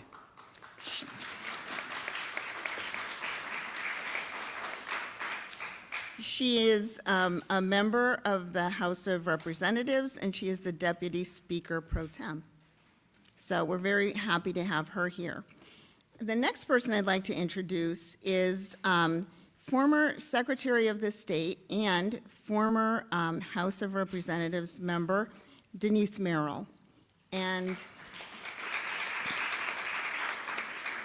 Secretary Merrill was really with us at the very beginning of Kid Governor when it all started, and she was always the person who put the sash on the Kid Governor and spoke to the students and inspired them even more. So we're really honored to have her with us today because she has really been with this program from the very start. And then I would like to introduce former Justice of the Supreme Court, Dennis Evelet, who is He is also a judge, and he always has really good things to share with students that help you think about your life and your future and where you want to go and what kinds of things a judge deals with. So now I'd like to start out with the questions. And we've got a few schools in here today. And I'd like to start out maybe with 2 questions from Odyssey School. Is Odyssey in here today, in this room? This one? Okay. Great. And the teachers, do you have a student that you would like to have ask the question?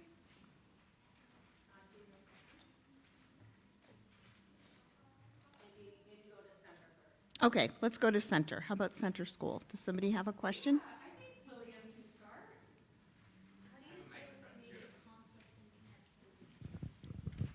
Okay, and I forgot to tell you, we've got a mic coming to you so everyone can hear your question. How do you deal with major conflicts in Connecticut? And who's that for, William? The executive branch.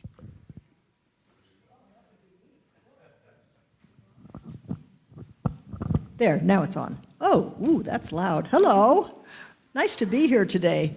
That's a great question because we have lots of conflicts in the executive branch. So you know probably by now that the executive branch is the governor, lieutenant governor, secretary of state, that was me, the treasurer, and the attorney general, and the comptroller. So we're elected, but we have big departments that we oversee that are independent.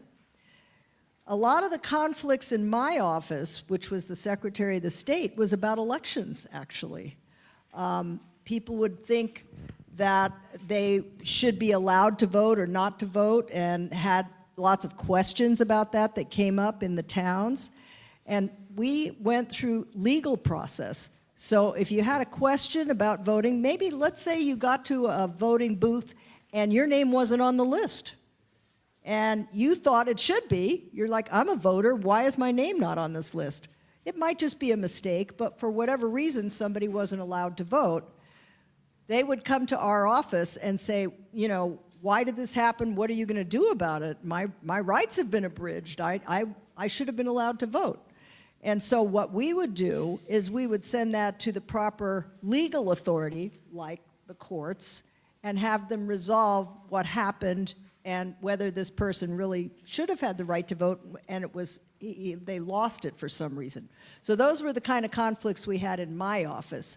Mistakes frequently, or even sometimes, you know, deliberately, someone maybe moved to a different town and forgot to put their name on the new list, or whatever happened. We get to the bottom of it through the law, because that's the basic way we resolve conflicts in every branch of government, is through the legal system.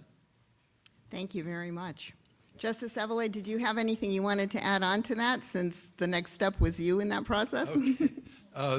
The one thing I would say about conflicts, naturally, for any judge hearing a case, if they know the person, obviously if they're related to the person, if there's any type of, if the topic itself is something they may have participated in, like say they were a volunteer for a nonprofit organization and that nonprofit was involved in a lawsuit, the judge has to disqualify himself. We have to be totally unbiased. We don't want to know the parties. We don't want to be involved in the issues, and just have it come to us on a clean slate and just decide what, from that slate, how we should decide the case.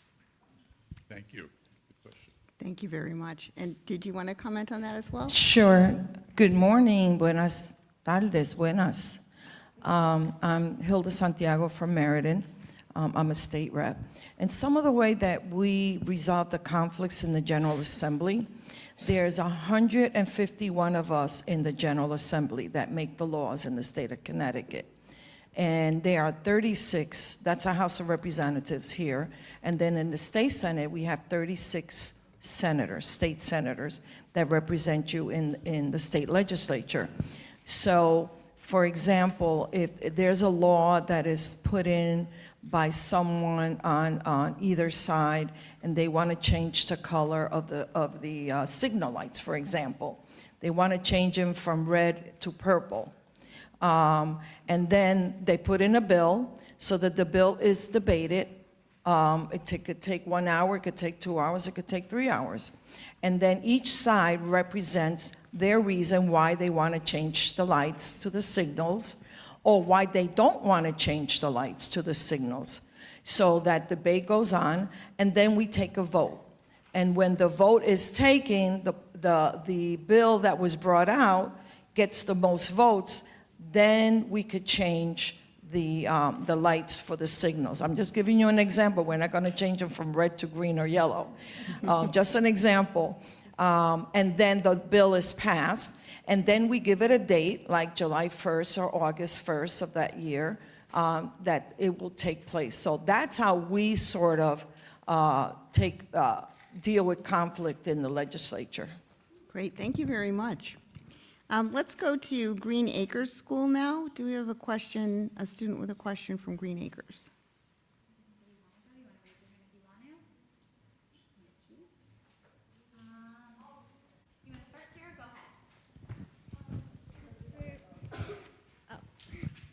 This is for the executive branch. How many years or like terms does the governor serve? Okay.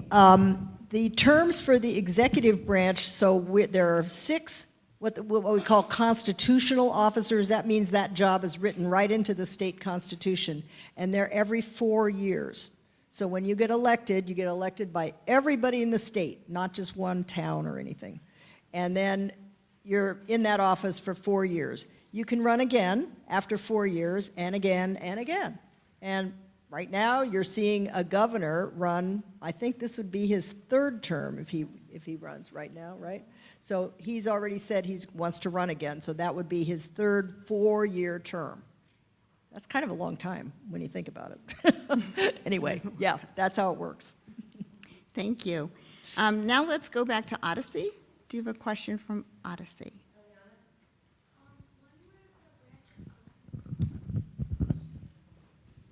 When were the branches first created? That's a good question. When were the branches first created? Yeah. Well, in Connecticut, actually, our first constitution was arguably the first constitution in the whole world, the first written constitution, and it was in 1636. It was called the Fundamental Orders of Connecticut, and you can still see the original copy of that at basically the Supreme Court building. And it didn't really say exactly like the United States Constitution does, exactly, you know, like the executive branch and the legislative and the judicial, but it laid out a basic framework for government for the rest of the time. So that was over 300 years ago, long time ago. Then other constitutions came in. The current constitution we're working under is from 1965, I think, right? Yes, 1965, because they kept changing it over time. And that one is the one that it says exactly the branches of government. It talks about, like I said, the 6 constitutional offices and exactly how those branches function. So it dates from that time, but it goes much further back in terms of the basic structure of government. That's great. And I would just like to add that in 1636, when that first framework for government for Connecticut was formed, it was right here on this land. This building hadn't been built yet, but this is where that happened. And then when we got our first constitution that we called a constitution in 1818, that was written upstairs in this building. And you will, I think you're going to see that room later. It's a yellow room with a portrait of George Washington in it, and that's where the 1818 Constitution for Connecticut was written. So those are just some highlights for the building. So would you like to respond to that too? Did you want to add to that anything? No, I think Denise got it all. Yeah, that was pretty good. Okay, it was very good. So let's now go back to Center School. And wait for the mic.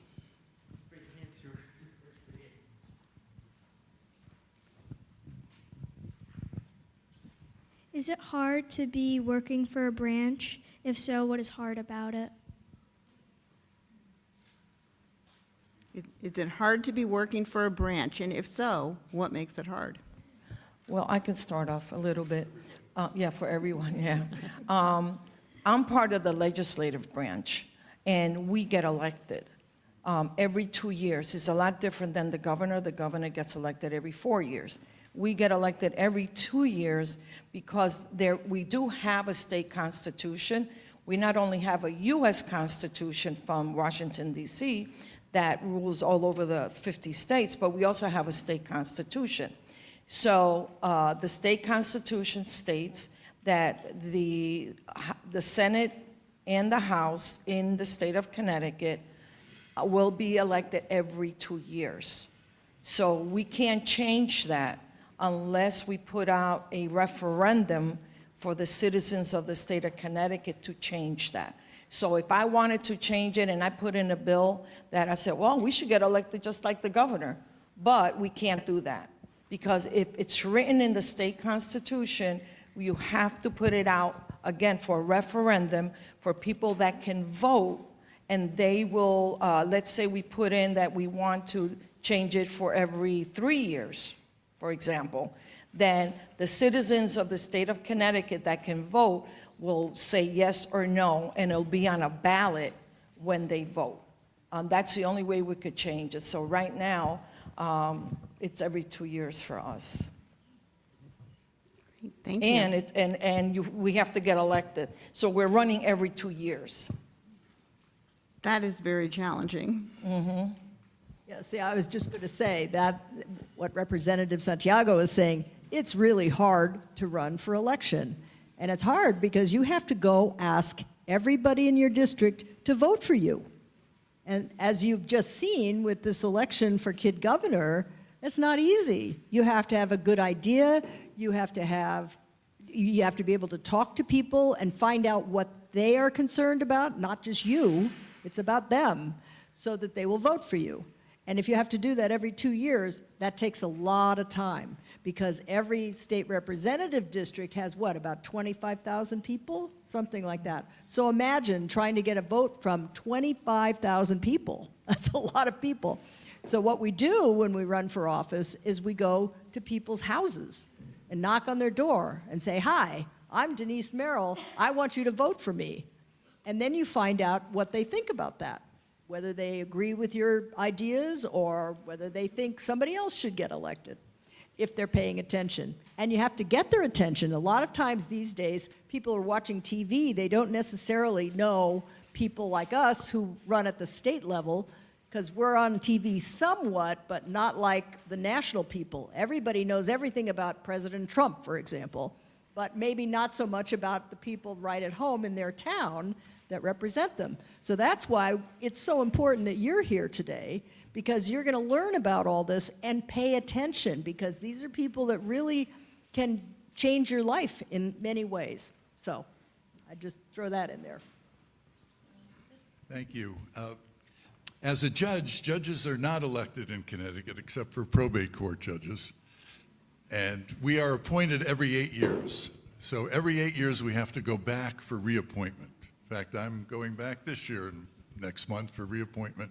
And we go before, we have to be nominated by the governor, renominated first of all, and then go to the Judiciary Committee, which asks us questions. And then we have to be voted on by the General Assembly, all the representatives, in order to continue with our job. So that can be a bit trying. We're getting a little nervous right now.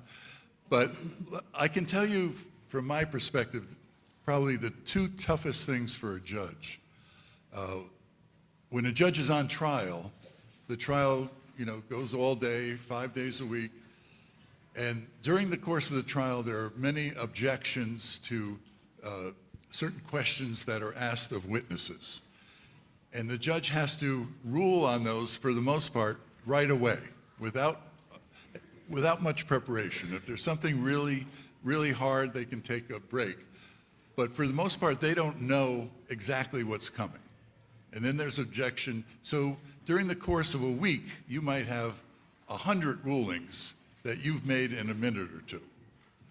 So there's a chance that over the course of those rulings, some are going to be in error. You just hope that it doesn't affect the outcome of the trial. The second hardest thing, probably in reverse order, the hardest that most judges would say to you is sentencing someone. To try to make the sentences as equal as possible, although every case is different, every person's different, but you want to have some consistency. Does someone get 10 years for a crime or 15? You have statutes that give you a certain leeway. It might be 5 to 10 years, or you could put someone on probation. But that's a very tough thing. You go over all the paperwork, and it's a very hard thing to do. I would say the toughest part of the job. But thank you. Those were great. That was a good question and great answers. It always astounds me how, we always say that people who run for Kid Governor are courageous, and I think knocking on people's doors and saying, will you vote for me, takes a lot of courage to do, to put yourself out there like that. You've really got to believe in what you're doing and what you want to do for the people in your district. And I'm also amazed at how much information you all keep in your heads. Like you really need to be able to answer questions about anything and speak on the spur of the moment. And those are all real, very important qualities that are good to develop as you get older, because it would help you not only if you went into political life, but anything that you're doing. So I think it's just really impressive, all that you know and the way you use what you know. So next, I think we'll go back to Green Acres for a second question.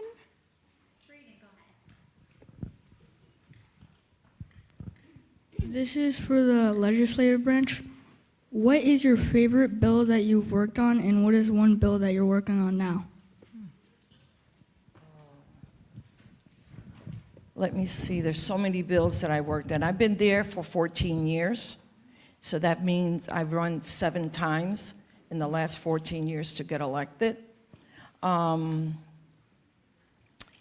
I think one of the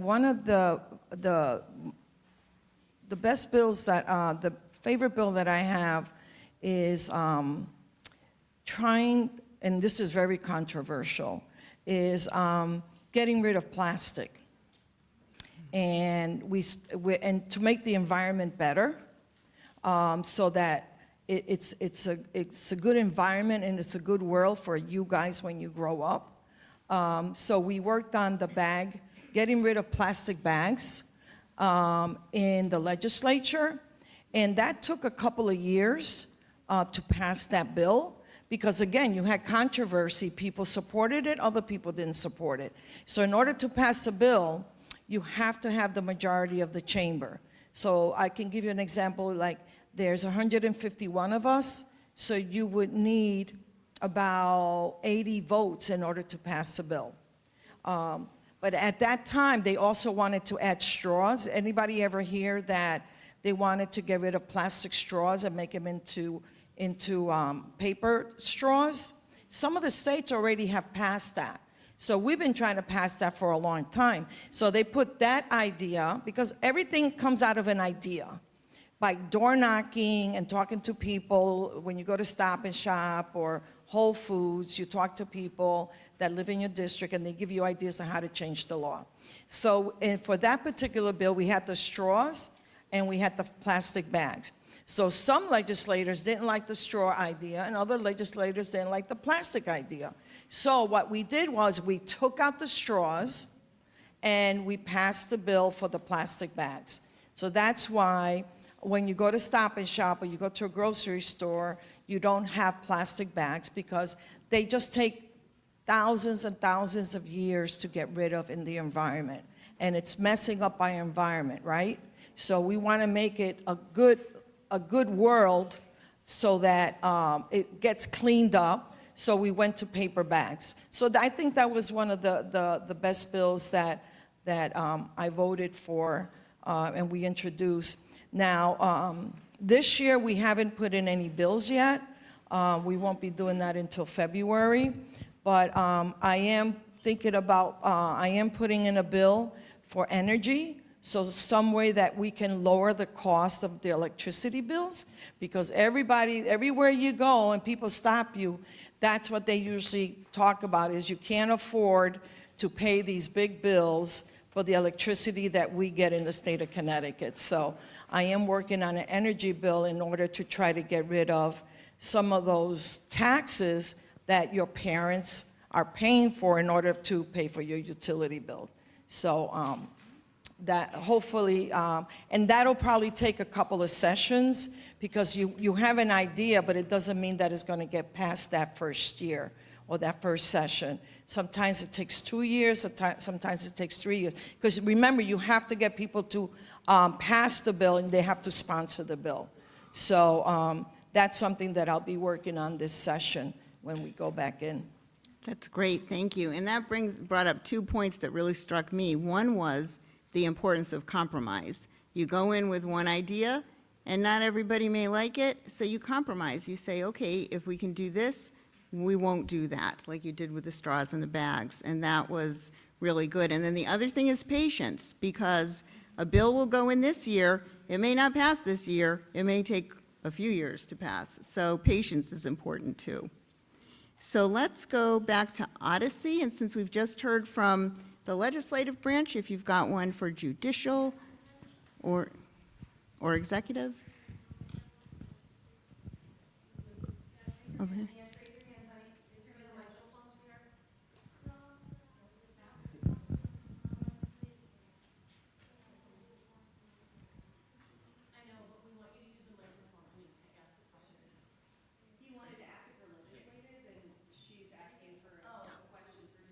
Okay.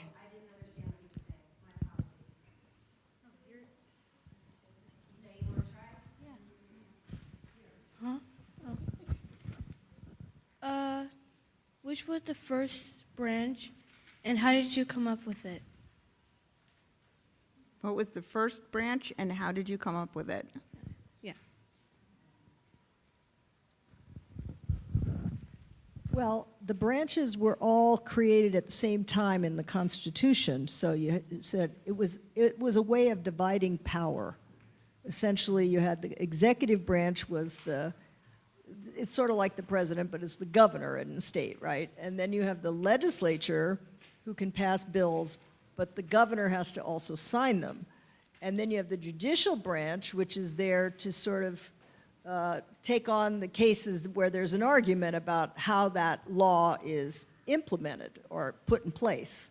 So they were all written at the same time, very deliberately, so that no one person or group of people had all the power. And this way it's divided among 3 different groups of people. And that's a very good thing. It has done very well for us for several hundred years now. Thank you. That was good. Now let's go back to center school.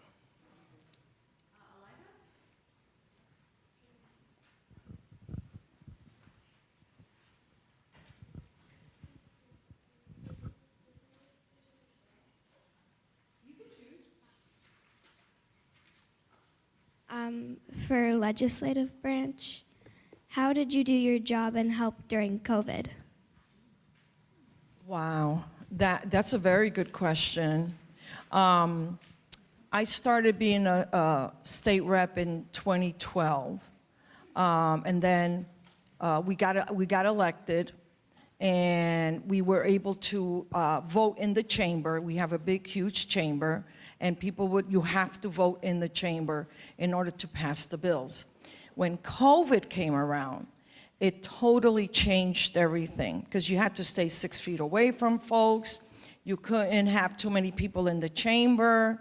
So what we did was, by our leadership, the Speaker of the House, and together with the governor, and of course they talked to the judicial to make sure that everything was legal.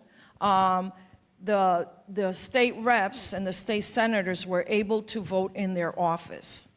They had to stay on the property where the Capitol and the Legislative Office building is located, or if you had COVID and you were just getting over COVID, you can vote from your car, but you had to make sure you were on the property. You couldn't be home voting for a bill. You had to be on the property. So, and in the chamber, we stayed 6 feet away from each other, so instead of all of us being in the same chamber, all 151 of us, you would probably only see about 20 or 25 because, COVID, as you know, is very contagious at that time. So you could stay in your car and vote on the Capitol ground, you can stay in your office, or you could come to the chamber. And they had to change the whole system of voting because according to law that we put in, you have to be in the chamber and it has to be in person. But when COVID changed, they had to change the whole computer system so that you can vote from your office by pressing a button. So the screen would have what the law was, and then they would have a yes and a no button. So the yes button was green and the no button was red. And you would just click onto, if you wanted to vote for that particular bill, you would vote yes. And then you would put enter, and then it registered the vote in the chamber. So they had to change the whole computer system. So that's how we ended up voting during COVID. So the class of freshmen that came in that year, that were elected that year, they really didn't know each other because everybody was in their offices, or they were in the chamber, or they were in their car. If they felt that they didn't want to get sick, so you can also vote for but it had to be on the premises, it had to be on the property of the Capitol. Again, like I said, you couldn't be home and vote. That was not the way we set it up. So it was a little bit difficult, but we got through it. And then afterwards, when we were able to start going into the chamber, then people got to know each other more. But I think that was the freshman class of that year when the COVID started that didn't really know each other until later on. So that was a good question. That was fascinating. That was amazing. So we have about 5 more minutes left, and I know, let's try to get in one more question from Green Acres and one more question from Odyssey.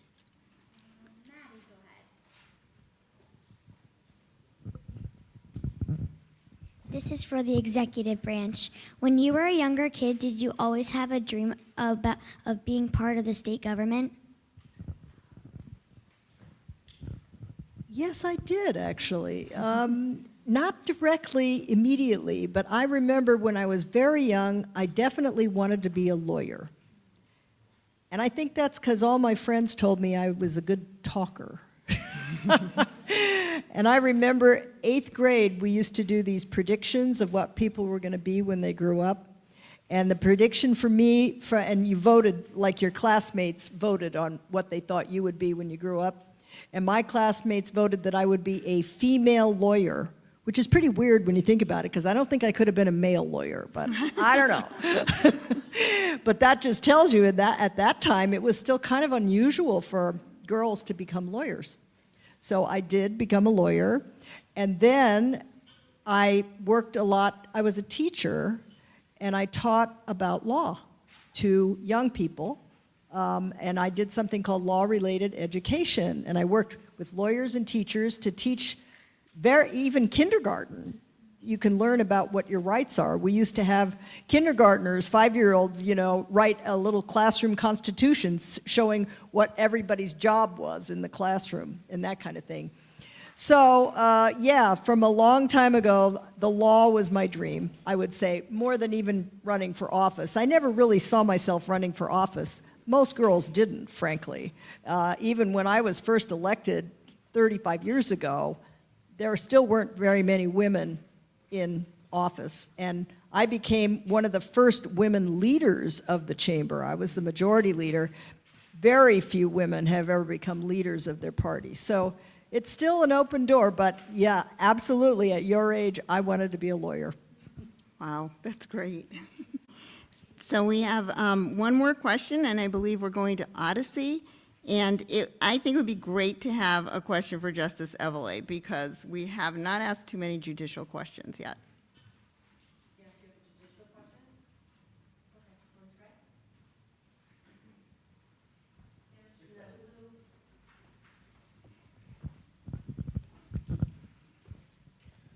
For the judicial branch, how many cases do you get every year, and how many are you actually able to solve?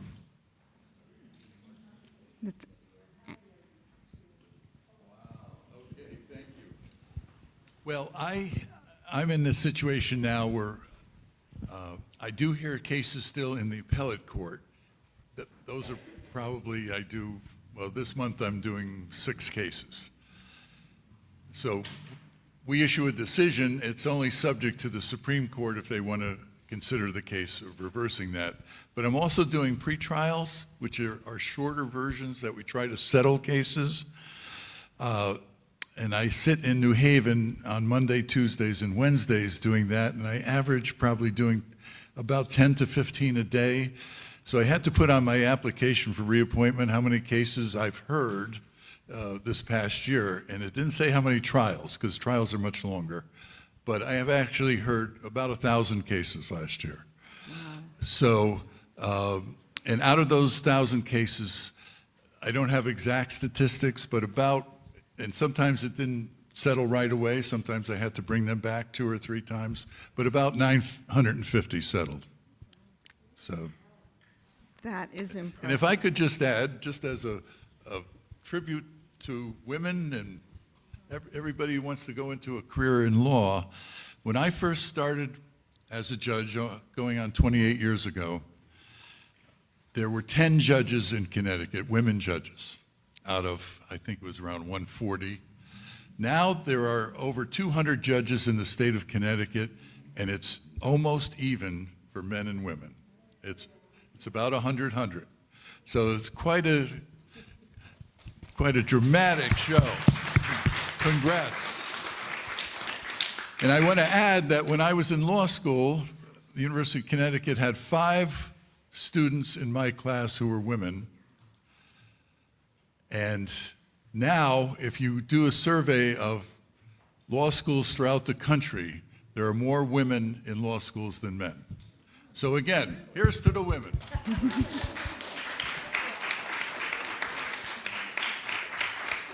Well, thank you very much. I am really just so happy to have heard your questions. They were very good. It's about time for you to move on to your next activity, talking to the cabinet members. But I want to thank you for your questions, and I really want to thank our members of the three branches who are here today for their wonderful answers. I think they gave us all something to think about and to consider for the future, perhaps. So a big round of applause for everybody.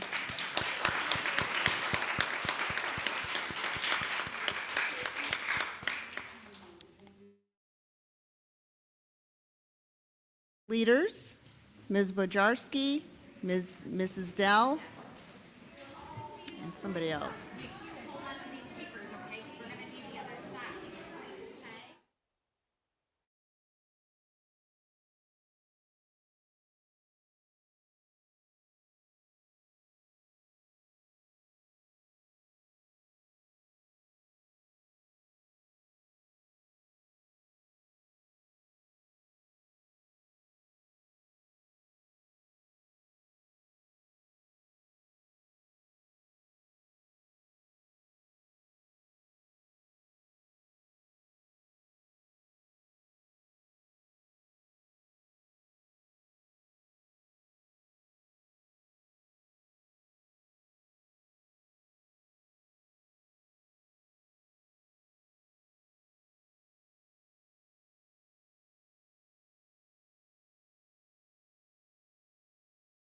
All right, yep, go ahead. We will prepare to change rooms.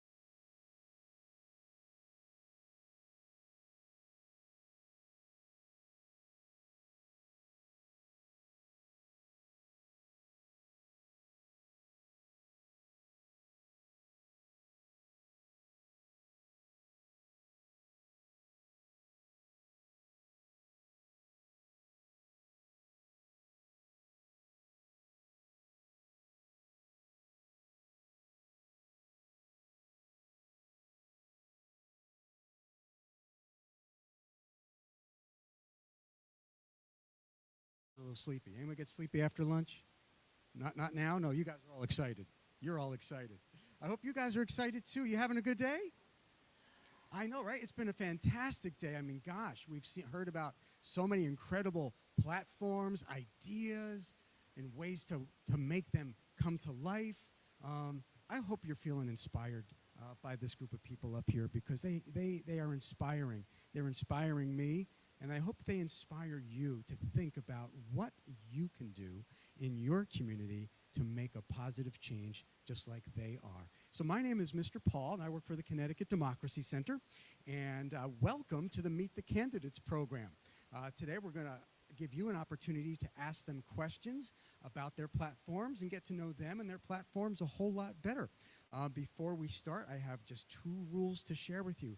We are in the House of Representatives historic chamber here at Connecticut's Old State House. You are sitting in seats and sitting at desks that state legislators sat in the 1800s, which makes these desks and these chairs extremely old. So that's pretty cool though, right? So I ask you to keep the desks closed. And we'll say rule number 2 is if you could please keep all 4 legs of your chairs on the floor, meaning don't rock back and forth in them. And if you could keep both feet on the floor, that would be perfect, okay? All right. So let's start off the day first by meeting our cabinet. And let's start with Isla.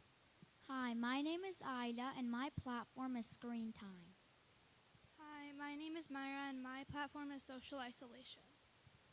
Hi, my name's Olivia, and my platform is Pollution on Marine Life. Hi, everyone. My name's Dylan, and my platform is on racism. Hi, my name is Nana, and my platform is on anxiety. Hi, my name is Sam, and my platform's on cyberbullying.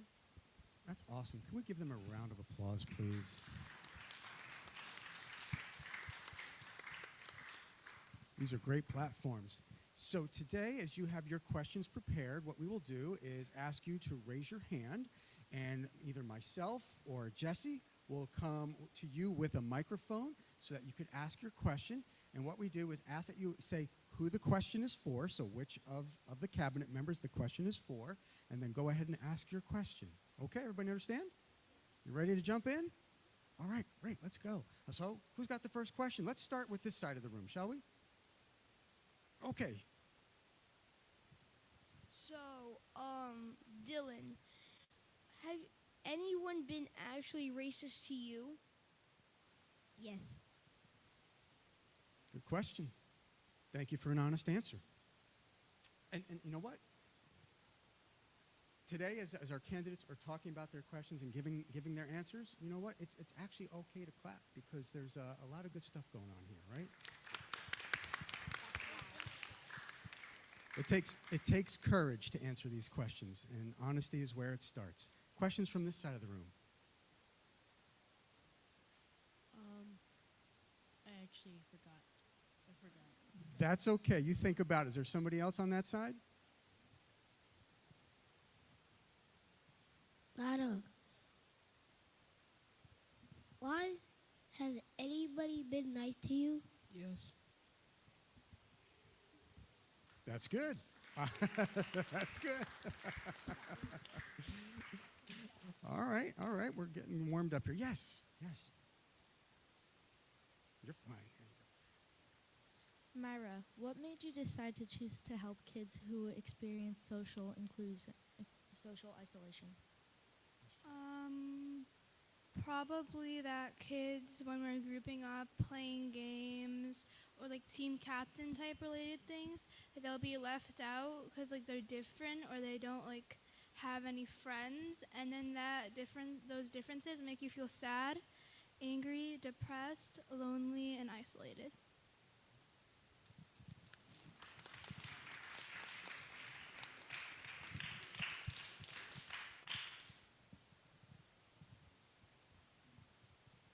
Samuel, how long have you wanted to stop cyberbullying? Well, I wanted to stop cyberbullying ever since the opportunity for Kid Governor came up.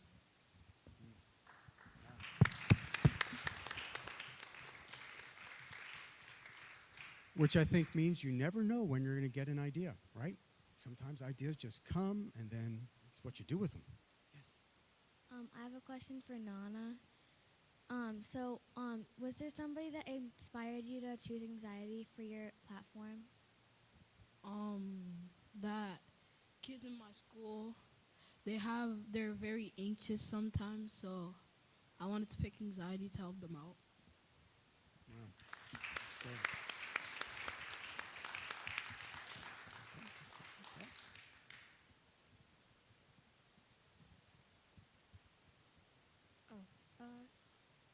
What's your name again?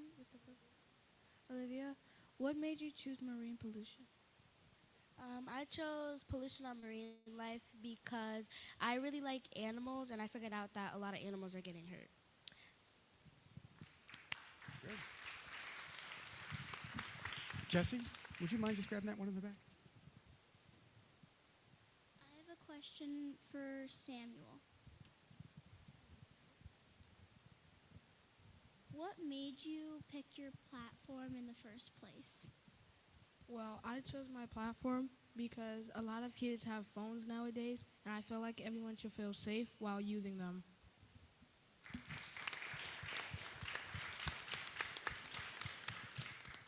Good. Very good. Yep. Questions in the back? Okay. Sam, do you have a phone, and is that the reason, have you ever got cyberbullied? Is that the reason why you picked cyberbullying as No, I do not have a phone, and that is not why the reason I chose cyberbullying. Sam, would you like to share why you chose? I chose cyberbullying because a lot of kids have phones, and they play games that are on social media, and sometimes they can get cyberbullying, so I wanted to stop that. Thank you, Sam. Yes.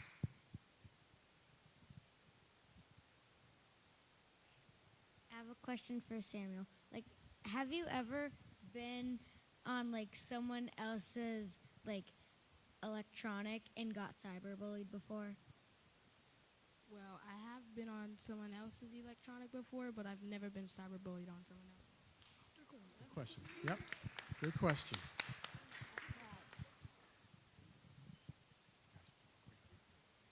Dylan.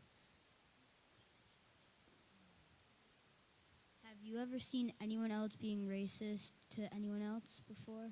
Yes, I have. And Dylan, how did it make you feel? It made me feel that the person was being treated unfairly because of their race, religion, or background, and I wanted to help them out and change that. That's awesome. Thank you. Good question over here. So, Olivia, what made you want to become Kid Governor? So really, I do see a lot of trash at the beach and at lakes and stuff. So I figured, why not try out for Kid Governor and see if I can try to change that. Awesome. You never know where an idea is going to come from, but you never know what's going to inspire you, right? You see something and it moves you. It moves you. Okay. Dylan, have you ever stepped up to anyone who was being racist to one another? Yes, I have. One time, someone was being racist to another, and I told a trusted adult, and then the adult talked to them, and I told them it was not okay. Wow. Wow. We talk about, leadership, and leadership means you have to lead, which means you have to be willing to have some courage and, step forward and say something that maybe you don't agree with. And that's a great example of it. Thank you for the question, and thank you for the answer.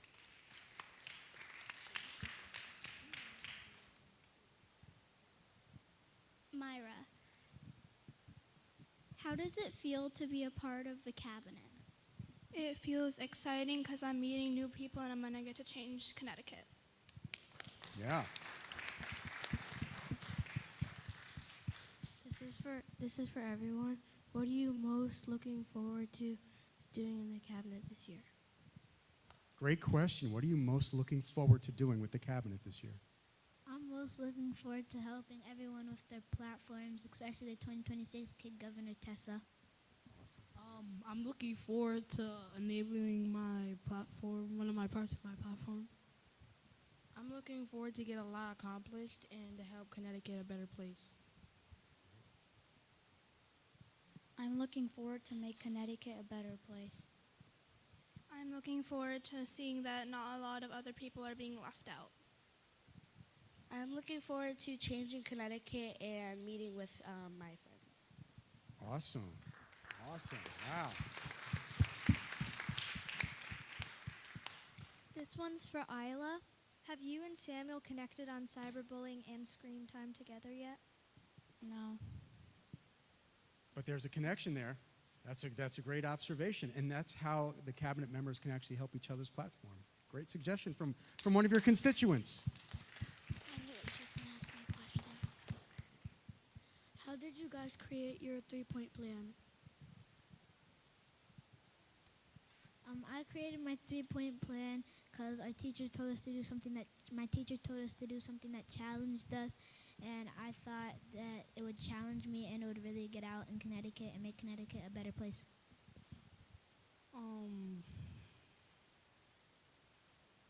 Can you repeat the question? I think it was, how did you create your 3-point plan? I created it because I really wanted to make videos and post on my blog. I created my 3-point plan from stop, drop, and roll. Okay, yeah. My teacher told me to do what I thought was like right and what I actually wanted to do, so I just came up with those 3 points. I created my 3-point plan from what I saw around me and what was happening in my school. I created it by picking fun things that kids would want to do instead of being on electronics. Great job. You know, having an idea is one thing. Coming up with a plan is a whole nother thing. So, you know, how do you get your goal accomplished? You come up with a plan. And that's where each one of these candidates has started, and then that's how you get to your goal. So well done, candidates and cabinet members. Who hasn't asked? I don't think you've asked a question yet, correct? Just try to get to everybody once. This one's for Isla. How did people help you to become Kid Governor? People helped me by supporting me and voting for me as their Kid Governor. Awesome. Good, good, good, good.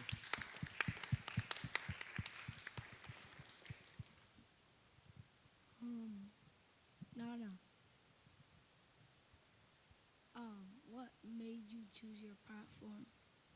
Because I hate to see kids in my class struggle with anxiety. It's a great reason. Okay. Yes, sir. Isla, have you ever met someone that had a problem with screen time? No. Me? Me? I'll confess. I might be on the screen a little too long, and I've been inspired by Isla, who does a lot of reading out of books. It makes me want to go home and read a book, so thank you for that. Who or what made you guys inspired to be the candidate? Could you repeat that question one more time? Like, who made you guys inspired? Okay, thank you. So was there a person that inspired you with your platform? A couple people that inspired me with my platform was my teacher and my parents. My teacher and my mom and dad. A couple of people that helped me with my platform are my mom and my teacher. No one really inspired me. It's just my life. There you go. There you go. My mom, my dad, my teachers, and my friends. I would say my teacher and my friends. Hey, can we clap for our teachers and our parents who are in the back of the room? I mean, wow.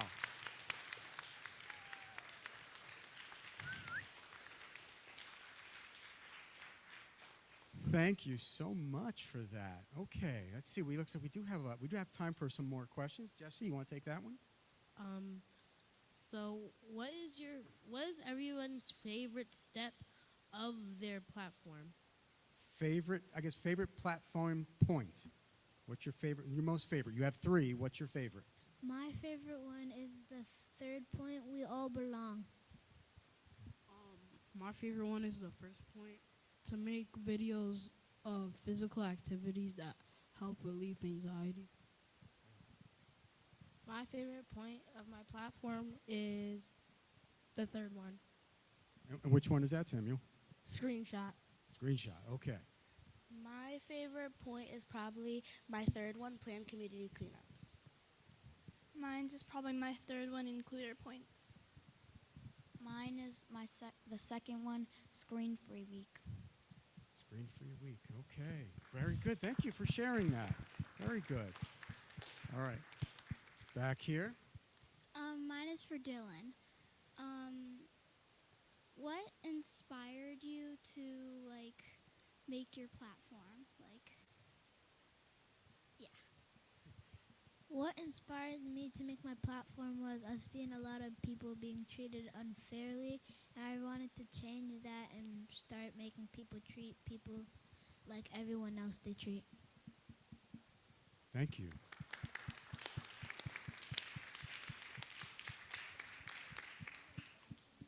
Did you always want it to be like this? And if so, then did you want it to be exactly like this? And if not, what do you want it to be like? So, is the question,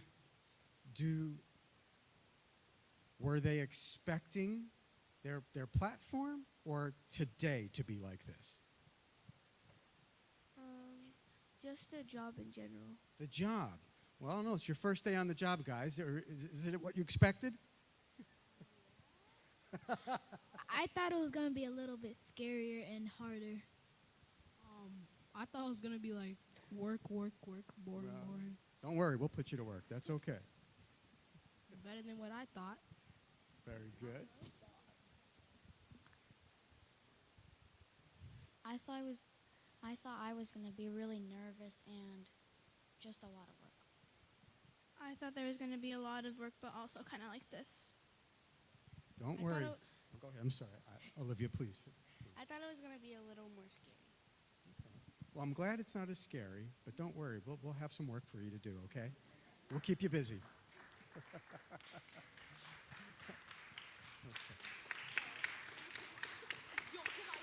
Yeah.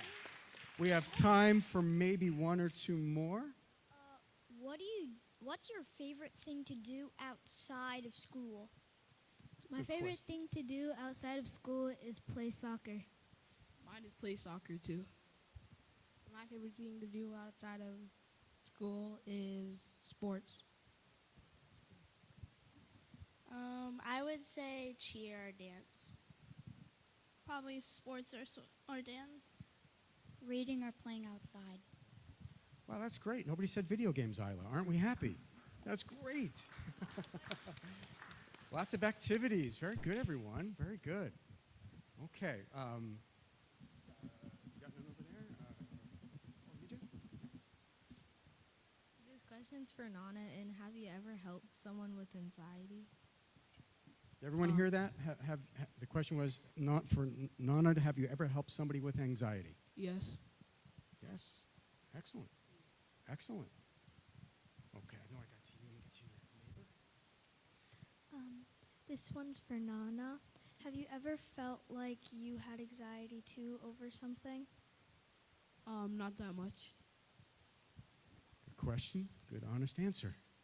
Olivia, have you ever seen animal that got hurt by trash? No, I haven't. Thankfully, right? Thankfully, we haven't. Let's check the time here. Yep, one more. Olivia, how are you going to help schools around Connecticut with your platform?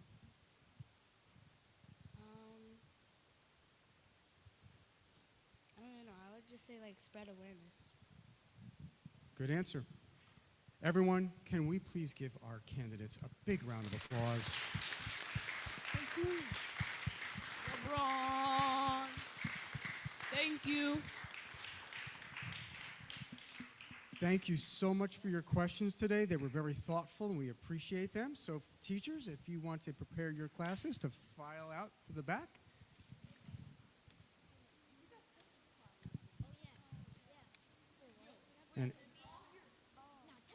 And Miss Alex is at the back there. You could go ahead and follow her lead. Miss Alex, if you just put up your hand. There you go. Yep. Have a great day, everyone.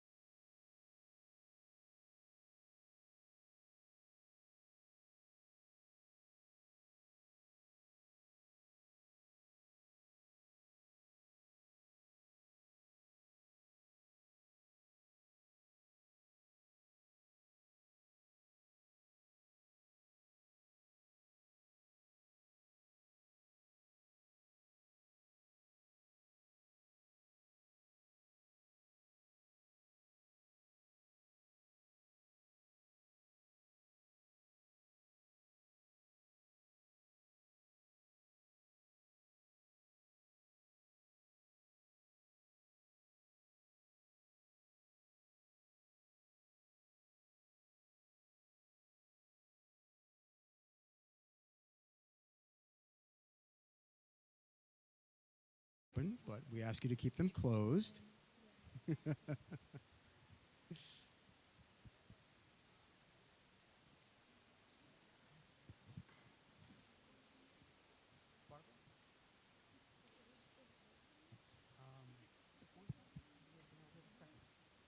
the one? Okay. Thank you, Brian.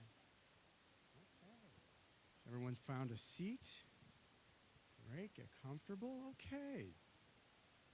Okay, this is our last group, okay? Let's see, where are we time-wise? Okay, we'll just take one more minute before we get started. How is everybody feeling? How you doing? You doing good? You been having a good day? Is it better than being in the classroom? Yeah, better than that? Okay, well, that's good, that's good. Are you excited for these cabinet members up here? Okay. Does this class have a cabinet member sitting up here? Which class is this? This is Tessa's class. Okay. You excited for Tessa? Pretty cool. How did you guys feel at the auditorium event when her name was announced? I was there. I saw you go crazy. I saw it. It's okay. You could say it. You could say, yeah, I went crazy. It's okay. All right. It was fun. That was a really fun day. You went very crazy. I believe that. You did. Yeah. It was pretty exciting. All right. Well, I'm glad you guys are having a good day.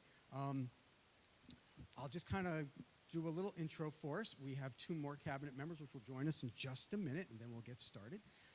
So, welcome. My name is Mr. Paul. I work for the Connecticut Democracy Center, and I want to welcome you here to the Meet the Cabinet event. Right? This is your opportunity to talk with the cabinet members, ask them questions about their platforms, and get to know them and their platforms a little bit better.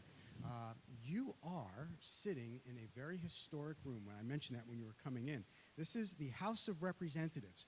And in this room, state representatives would come and they would debate bills and laws and legislation. And they did it right in the very seats and chairs that you are sitting at. That means they did this back in the 1800s when the legislature was here. Yeah, that's old. That's a long time ago, which means those chairs and these desks are very old. So I just have 2 rules for you. The first one is, please, if you could keep the legs of all 4 legs of the chairs on the floor, which means don't rock back and forth. So that'd be rule number 1. Rule number 2 is please keep your feet on the floor and don't put them up on the desks. Okay? Easy enough. All right, great. So what we will do, we'll get started. It's okay when our other cabinet members rejoin us. We'll have them introduce themselves. But I want to start out by having our cabinet members introduce themselves to you. Isla? Hi, my name is Ida, and my platform is Screen Time. Hi, my name is Myra, and my platform is Social Inclusion. Hi, my name is Olivia, and my platform is Pollution on Marine Life. Hi, my name is Dylan, and my platform is on racism. Excellent. And here come our other 2 cabinet members. Hi, my name is Nana, and my platform is on anxiety. My name is Samuel, and my platform is on cyberbullying. You guys ran up here, huh? Yeah, we could tell. All right, that's okay. Hey, can we give them a round of applause, please?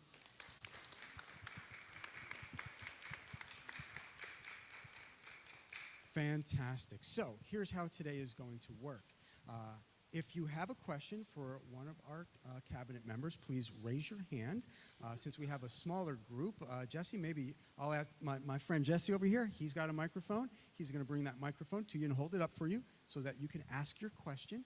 And when you do ask your question, please say who it's for. So name one of the cabinet members and then go ahead and ask your question. Okay? Everyone got that? All right. Well, let's go ahead and begin. If you have a question, raise your hand. Jesse, why don't you start out from the back? This is for Samuel. What is your favorite part of being a part of the cabinet? Accomplishing my platform and getting to meet new people. That's good. And as we've been doing, it's actually okay to clap if you like that answer. That's all right. You can clap for that answer. Yeah, that's all right. That's good. Great question. Okay, up front, you had one, right? This is for Isla. What made you choose the platform of Screen Time? My life did, because I don't really use screens, and when I go outside, no one's outside playing. They're all just inside on electronics. Yeah. Thank you, yes. Another question. This is for Myra. What is your favorite part of your 3-point plan? My favorite part is probably includer points, where teachers will give kids points if they're inclusive, when kids ask someone to play, chat, or be in a group, and kids can exchange these points for little prizes to encourage them to be inclusive.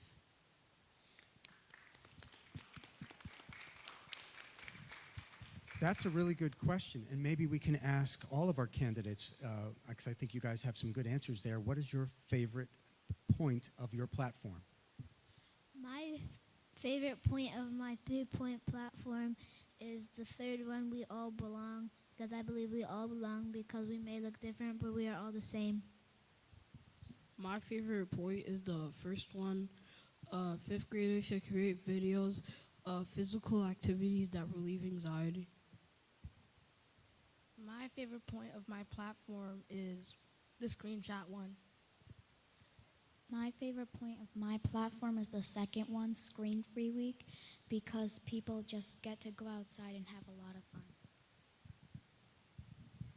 My favorite part is the third one, spread awareness, because I know we can all share the word.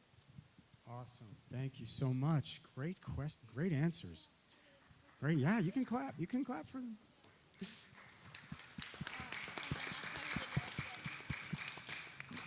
Okay, who has a question? Raise your hand if you have a question. This question is for Dylan. What inspired you to run for Kid Governor? What inspired me to run for Kid Governor is I've seen people get treated unfairly because of their race, religion, or background, and I wanted to change that, and I thought I could do that by the first step being running for Kid Governor. Awesome. Awesome. Did I see a hand raised? Yeah, great. This is for Nana. What is one strategy you think helps kids with anxiety? Maybe calm breathing. You know, that's really good because actually this morning I was feeling quite nervous, and we were kind of like practicing our breathing, like taking deep breaths and letting it out. And I tell you, every time I took one, I felt better. Did you guys feel better after doing that too? Yeah. That's a good strategy. It's a good question. Great answer. Great answer.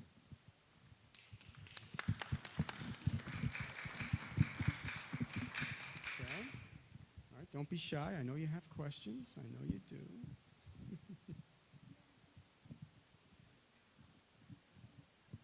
Yeah.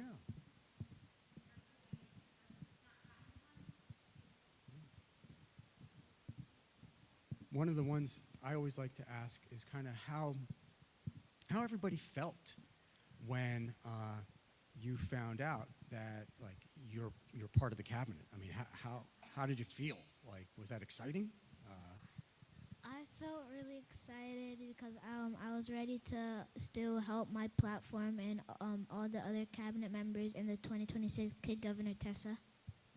I was really excited. I was really excited.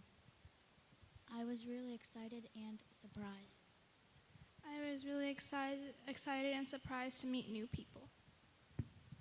I'm really excited because I get to help out Tessa and the other cabinet members.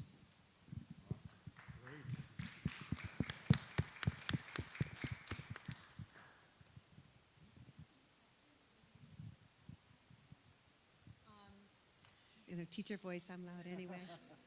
I just want to tell you what a difference this experience has made for our students to know that Tessa has such wonderful, wonderful platforms and individuals to work with. I've been part of this program for a very long time, and I've watched the maturity and the growth of all of you young people, and it's truly inspiring. I'm going to get a little choked up, but your parents, they should be so proud. But as teachers, there's nothing better than having something that you can hold on to and something that you can share with others. So congratulations, boys and girls. You are really, really, really all winners in this. So thank you. Thank you. Thank you. Thank you for expressing that. And, you know, your teacher's so right. I mean, what these guys are doing up here is so inspiring. And our hope is that today, maybe they've inspired you to think about something, think about an idea, maybe a problem in your community, something you want to change, maybe you don't like and make a difference in. And hopefully you'll think about that idea and maybe you'll want to do something about it. And these are great examples of how you do something about it. You have an idea, and you create a plan. And then you follow up on that plan, you try to reach your goal. And that's what leadership is about. So it's great to have leaders like this sitting up in front of us today as examples for all of us. So thank you, guys. All right, yeah, I'll take a clap for that. That's okay, yeah. Question? This is for Olivia. Have you always been passionate about marine pollution? Yeah. since you were born. This is for Olivia. Why did you want to run for Kid Governor? Because I figured out that there was a lot of animals getting hurt that were in the ocean because of the trash.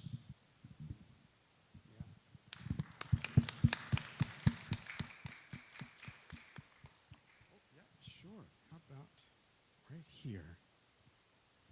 This question is for all the kids. Can you guys share what was that moment or real life situation that made you guys think about your community issue for the first time? So what was that moment when they wanted to cause them to think about their idea and their platform? Okay, well, so was there a moment, right, where you just went, okay, yeah, like, I got to do this? Yeah, there was a moment. There. Yeah, do you want to share? The moment was when, like, I've seen people being treated unfairly, and I wanted to change it, and I was like, I have to do this. No. Okay. There was a moment when my teacher said that we were going to do the Kid Governor. I was like, that is something I want to do. Cool. There was a moment because I wouldn't see people outside, so I'm like, I have to fix this. There was a moment when I was at a summer camp and we were partnering up for this game, and there was this one girl who didn't have a partner, and I was gonna go partner up with my friend, but I'm like, actually, I'm gonna go partner up with that girl over there, because it wasn't okay to see someone being left out like that.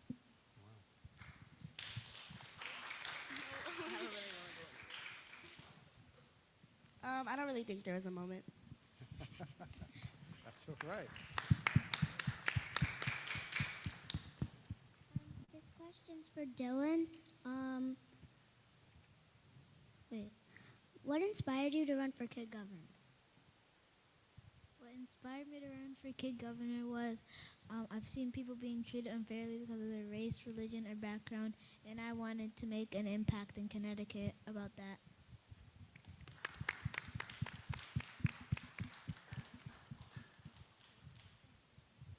Who as part of their platform had something that was, if you see something, say something? Me. That was you, okay. I think what you're starting to see here is if you see something, they're doing something, right? You're doing something about it. And I think that's an important step. It's not just thinking, it's now acting on it. And again, that's great leadership, great leadership. More questions? Yeah. This is for all of you. What do you think's like the most important part of Kid Governor? As for all of you, what is the most important, what do you think the most important part of Kid Governor is so far? I think the most important part of Kid Governor so far is still showing my platform and helping everyone else with theirs. I think the most important part of Kid Governor was enabling your platform. I think the most important part of Kid Governor was getting able to meet with other people and to share your platform. I think the most important part of Kid Governor is changing Connecticut. I think the most important part of Kid Governor is changing Connecticut and helping other people on your platform issue. I think my favorite part, well, the favorite part about, wait, what's the question again? What do you think so far is the most important part of Kid Governor? I think the most important part is changing Connecticut and achieving our platforms.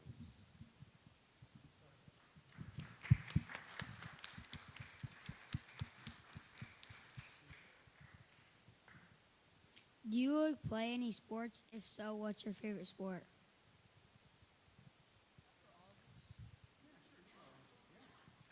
I love playing sports, and my favorite sport is soccer.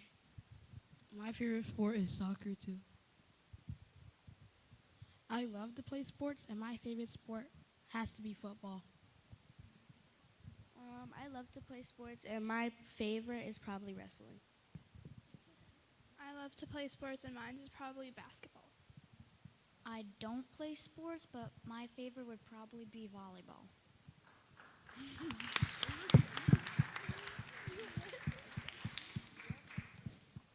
It's a great question, getting to know your cabinet members. That's excellent, excellent.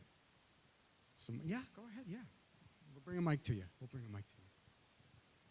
What's your favorite thing to do outside of school? Play sports.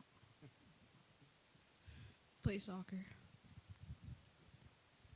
My favorite thing to do outside of school is play sports. I love all sports. My favorite thing is reading or playing outside. Mine is probably playing sports.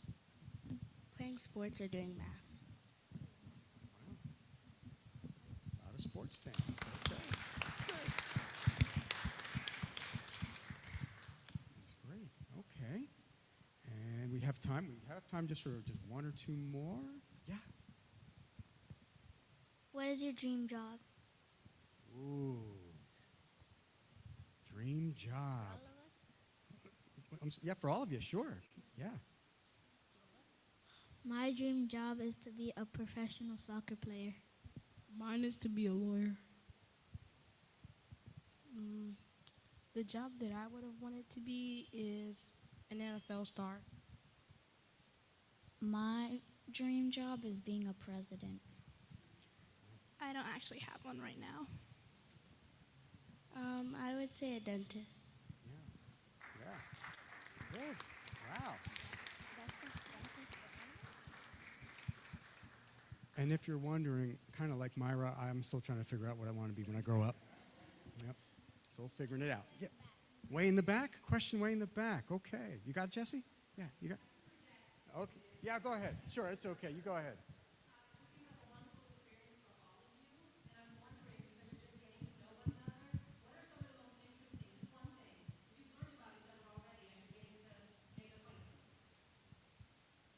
That most of us like sports and some of us like to read. That me and him love the same football and basketball team. That we all have an interest in sports. That we all play sports. That all of our platforms go together, so we all have like something in common about it.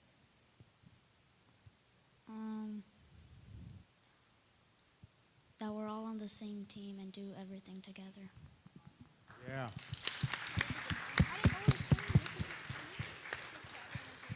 And you know what? And that's what it's about, teamwork. I really appreciate that question because I think they're all getting to know each other and find ways that they can help each other. And it is this is a team. And with Tessa together, they're going to accomplish great things. So yeah, that's awesome. Great question. I have a question for all of you. Are you excited about working with Tessa? I'm very excited about working with Tessa. Yeah, I'm excited. Probably the most excited I've ever been. I'm excited. I'm really excited. I'm really excited. Awesome. I'm excited too. Hey, listen, everybody. I think that's all the time we have for right now, but I want to say thank you for your very thoughtful questions today, and can you please give our cabinet a big round of applause? Speaking of Tessa.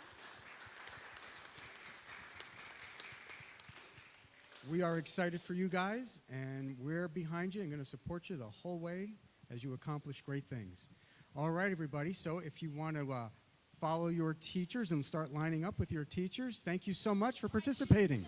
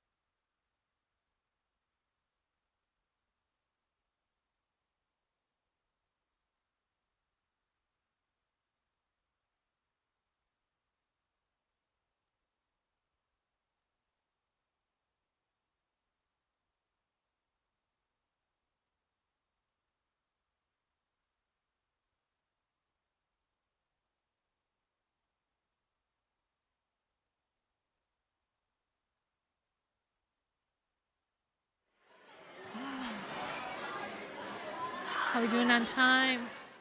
Let me look.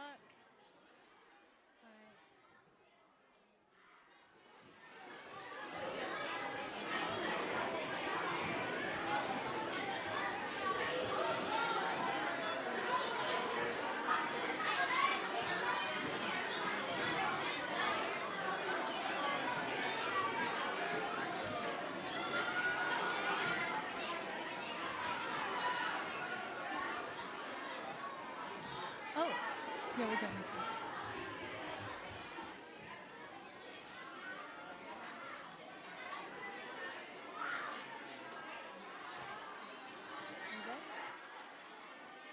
Okay. Good afternoon. Oops, am I on? Good afternoon.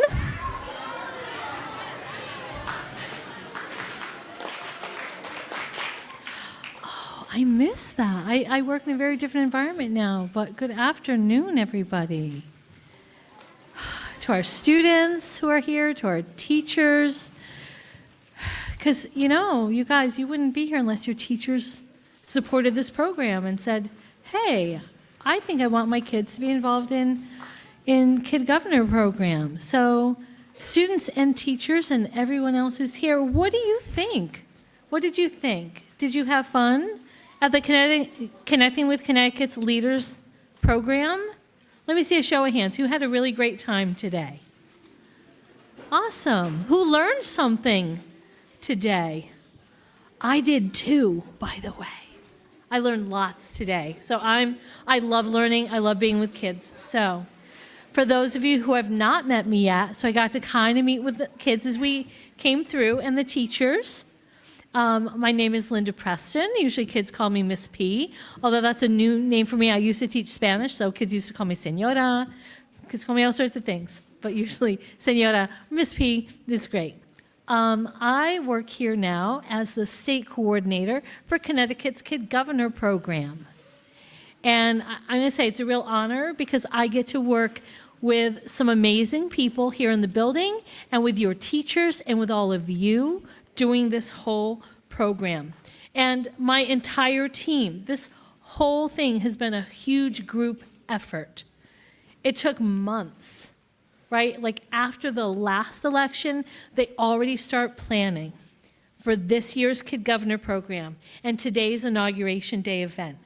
And we truly enjoyed having all of you here. We work with you and your teachers for the election and now this. But this isn't the end of it, okay? This is just the beginning of Tessa's term with her new cabinet members. So we're extremely excited to have you here at our home, Connecticut's Old State House. So it's my honor to welcome you to today's closing ceremony. As Inauguration Day 2026 draws to an end, we would like to again recognize the hard work, passion, and dedication of your classmates who put together outstanding campaign platforms and videos as candidates in the statewide election, and who are now officially your Kid Governor and Cabinet. So please stand and give a rousing round of applause to Tessa, Isla, Olivia, Dylan, Myra, Nana, and Samuel.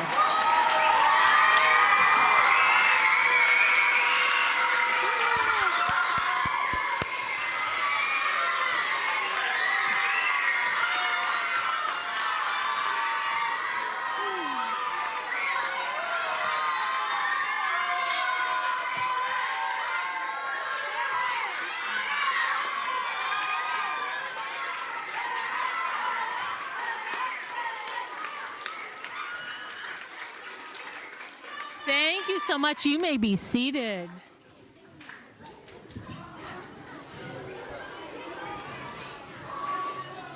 I really hope that level of enthusiasm continues all this year.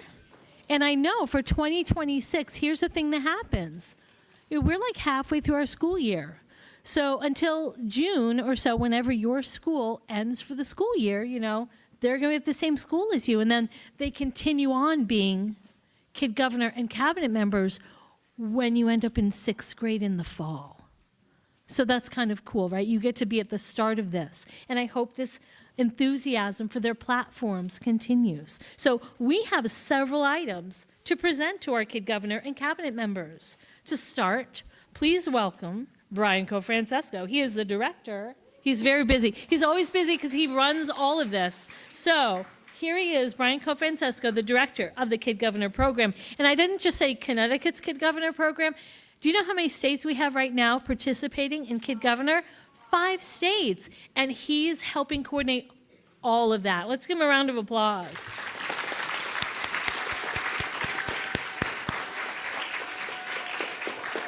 All right. He is going to present certificates from some of our state officials. Hello, everyone. You're having a good time at Inauguration Day? That's great. Well, I am pleased to present some certificates on behalf of people who work in our state government. The first one are certificates from our state treasurer, Eric Russell. You may remember from learning about the 3 branches of state government that the treasurer is the one who's responsible for handling the state's money. And the treasurer sent a certificate for each of you that reads, "Be it hereby known to all that I, Treasurer of the State of Connecticut, offer my congratulations to," your name, "in recognition of your inauguration, marking the beginning of your advocacy on your platform. I extend my support and well wishes for a successful term, given this 23rd day of January 2026. Eric Russell, State Treasurer." Pass those out.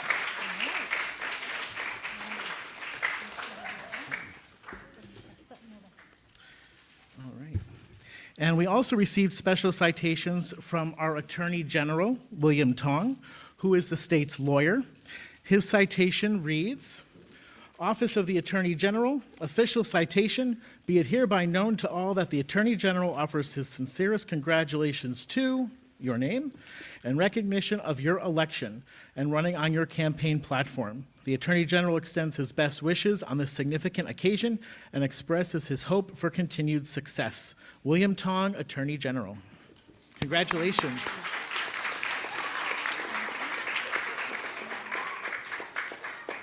And now back to Ms. P.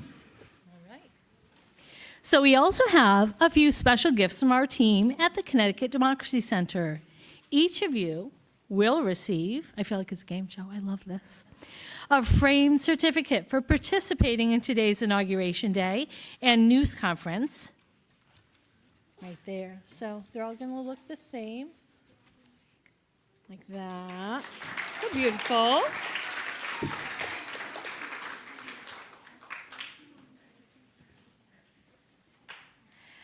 There's also a lawn sign that you can put out to announce your role as the 2026 Kid Governor or Cabinet member. One to proudly display outside your school, and another to display at home.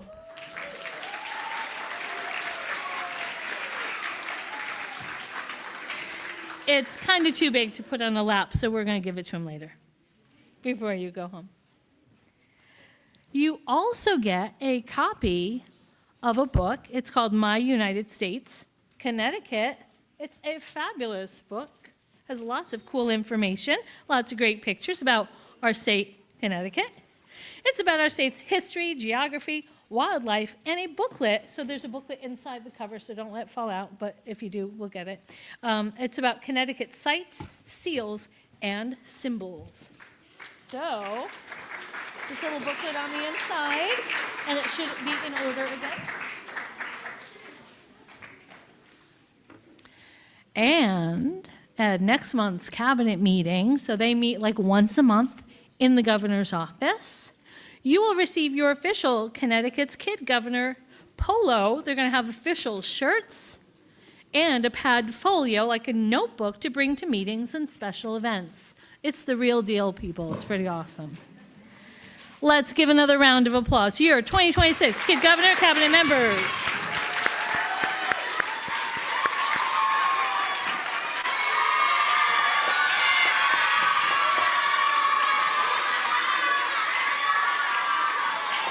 Great job.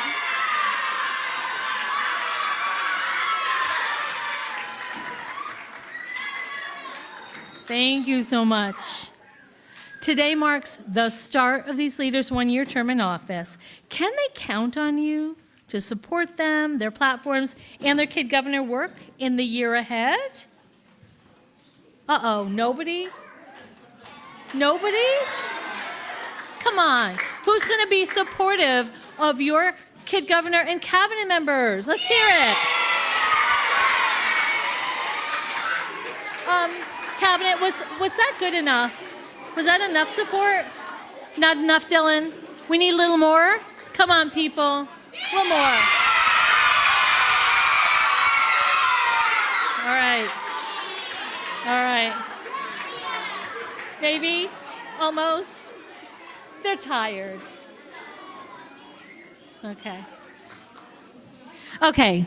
This couldn't happen without our fabulous staff members. I've only been here 3 months, and honestly, I thought when I started here that there had to be like 100 people working to make all this happen, and kind of it feels like that, but it's a smaller crew than that, and they work so hard and they work so well together. So would all the staff members who are in here, the volunteers, the staff members, could you just like give a little wave? Everyone take a look around. So many people helped us.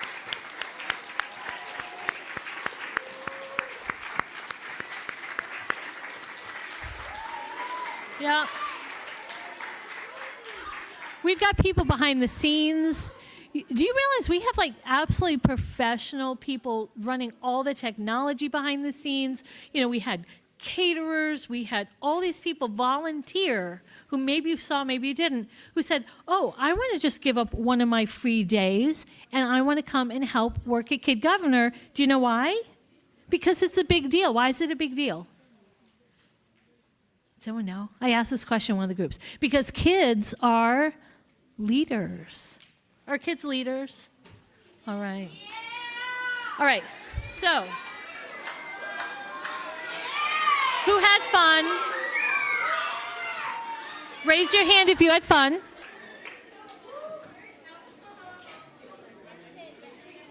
I don't think they heard me, so I'm going to say it again. Who had fun today? Awesome. Okay. So, I'm just going to say this quick, just so the teachers know, we are always keep an eye on the time. We know that at the end of the school day, you want to make sure things flow smoothly. We are making sure that that's happening on this end. So, we hope that also, in addition to the fun, that you learn something, because learning can and maybe should be fun, not always in the party sort of way, but you get something really great from learning, okay? And why it's so important for you to be civically engaged. And that really just means be part of your community and be informed, okay? Participate. So I hope you leave inspired to do something, no matter how big or small, just to make a difference in your community. Each of you has the power to create change around issues you care about. So, in the time we have together, we're going to do a couple of activities, and we're going to do little groups. So I talked to your teachers just a little bit at the beginning of all of this when you arrived. So these are activities that are designed to support Tessa and her platform, but truly they help kind of support everyone's platform. These guys are going to, I can tell already, they're going to work so well. Their platforms really fit. I was talking at lunch today about they're kind of like puzzle pieces that fit together. So we're not going to build a puzzle. It's too complicated for this many people. But we're going to, like in groups of like 4 or 5 with your class, we're going to do a couple of activities, okay? Now, we've had a lot of cheering and it's been really loud, which is a good thing sometimes. But we're talking about disabilities, right? Who did the Braille activity? Braille, where you had the 6 dots to do each letter, right? And who did the drawing activity? Did you keep your eyes closed? Who kept their eyes closed? Who used their other hand? Their non-dominant hand. Okay. So this time, we're going to be doing the first activity, and then the second activity, if your bus comes before you do it, that's okay. I can send it to your teachers. They'll know they can do it if they want at school. So the first one is a very, very quiet activity. It's even quieter than I am right now. Like that. Okay, Because, has anyone ever learned sign language? If someone is deaf or hard of hearing, I'm learning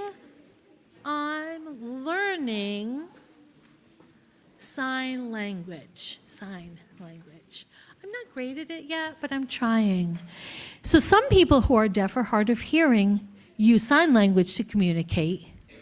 But a lot of people who speak, who are not deaf or hard of hearing, sometimes think everybody who's deaf can read lips.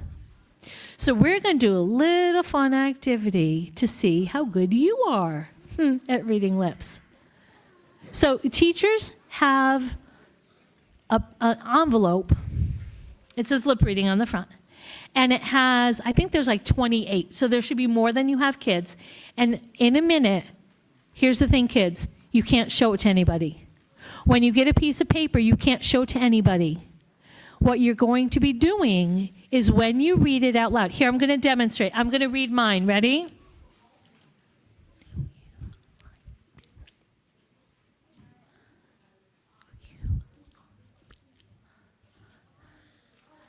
Sorry, I don't have paper, but I know what I said. Myra, what do you think I said? Whoa, well, oh my gosh, yes, yay. That was amazing, amazing. Nice job, Myra. Okay, so when you get your paper, when you're in like groups of 4 or 5, you don't show your paper to anybody, because then they don't have to figure it out. And you're going to do one at a time. The other, like 3 or 4 people are going to look at one person at a time doing what I just did, reading it but no sound. And the other people, quietly, no shouting, are going to see if you can guess what that person said. And if you get it right, like when Myra got it right, she would be the next one to do her paper in the group. Okay? So one person in a group of 4 or 5 does it at a time. Read it, but don't make any sound. Try to read the lips of the other people in your group. Do you guys want to participate? All right. If a teacher has like extra papers, maybe we can just hand some out up here. I didn't even think to give you guys papers. I'm sorry.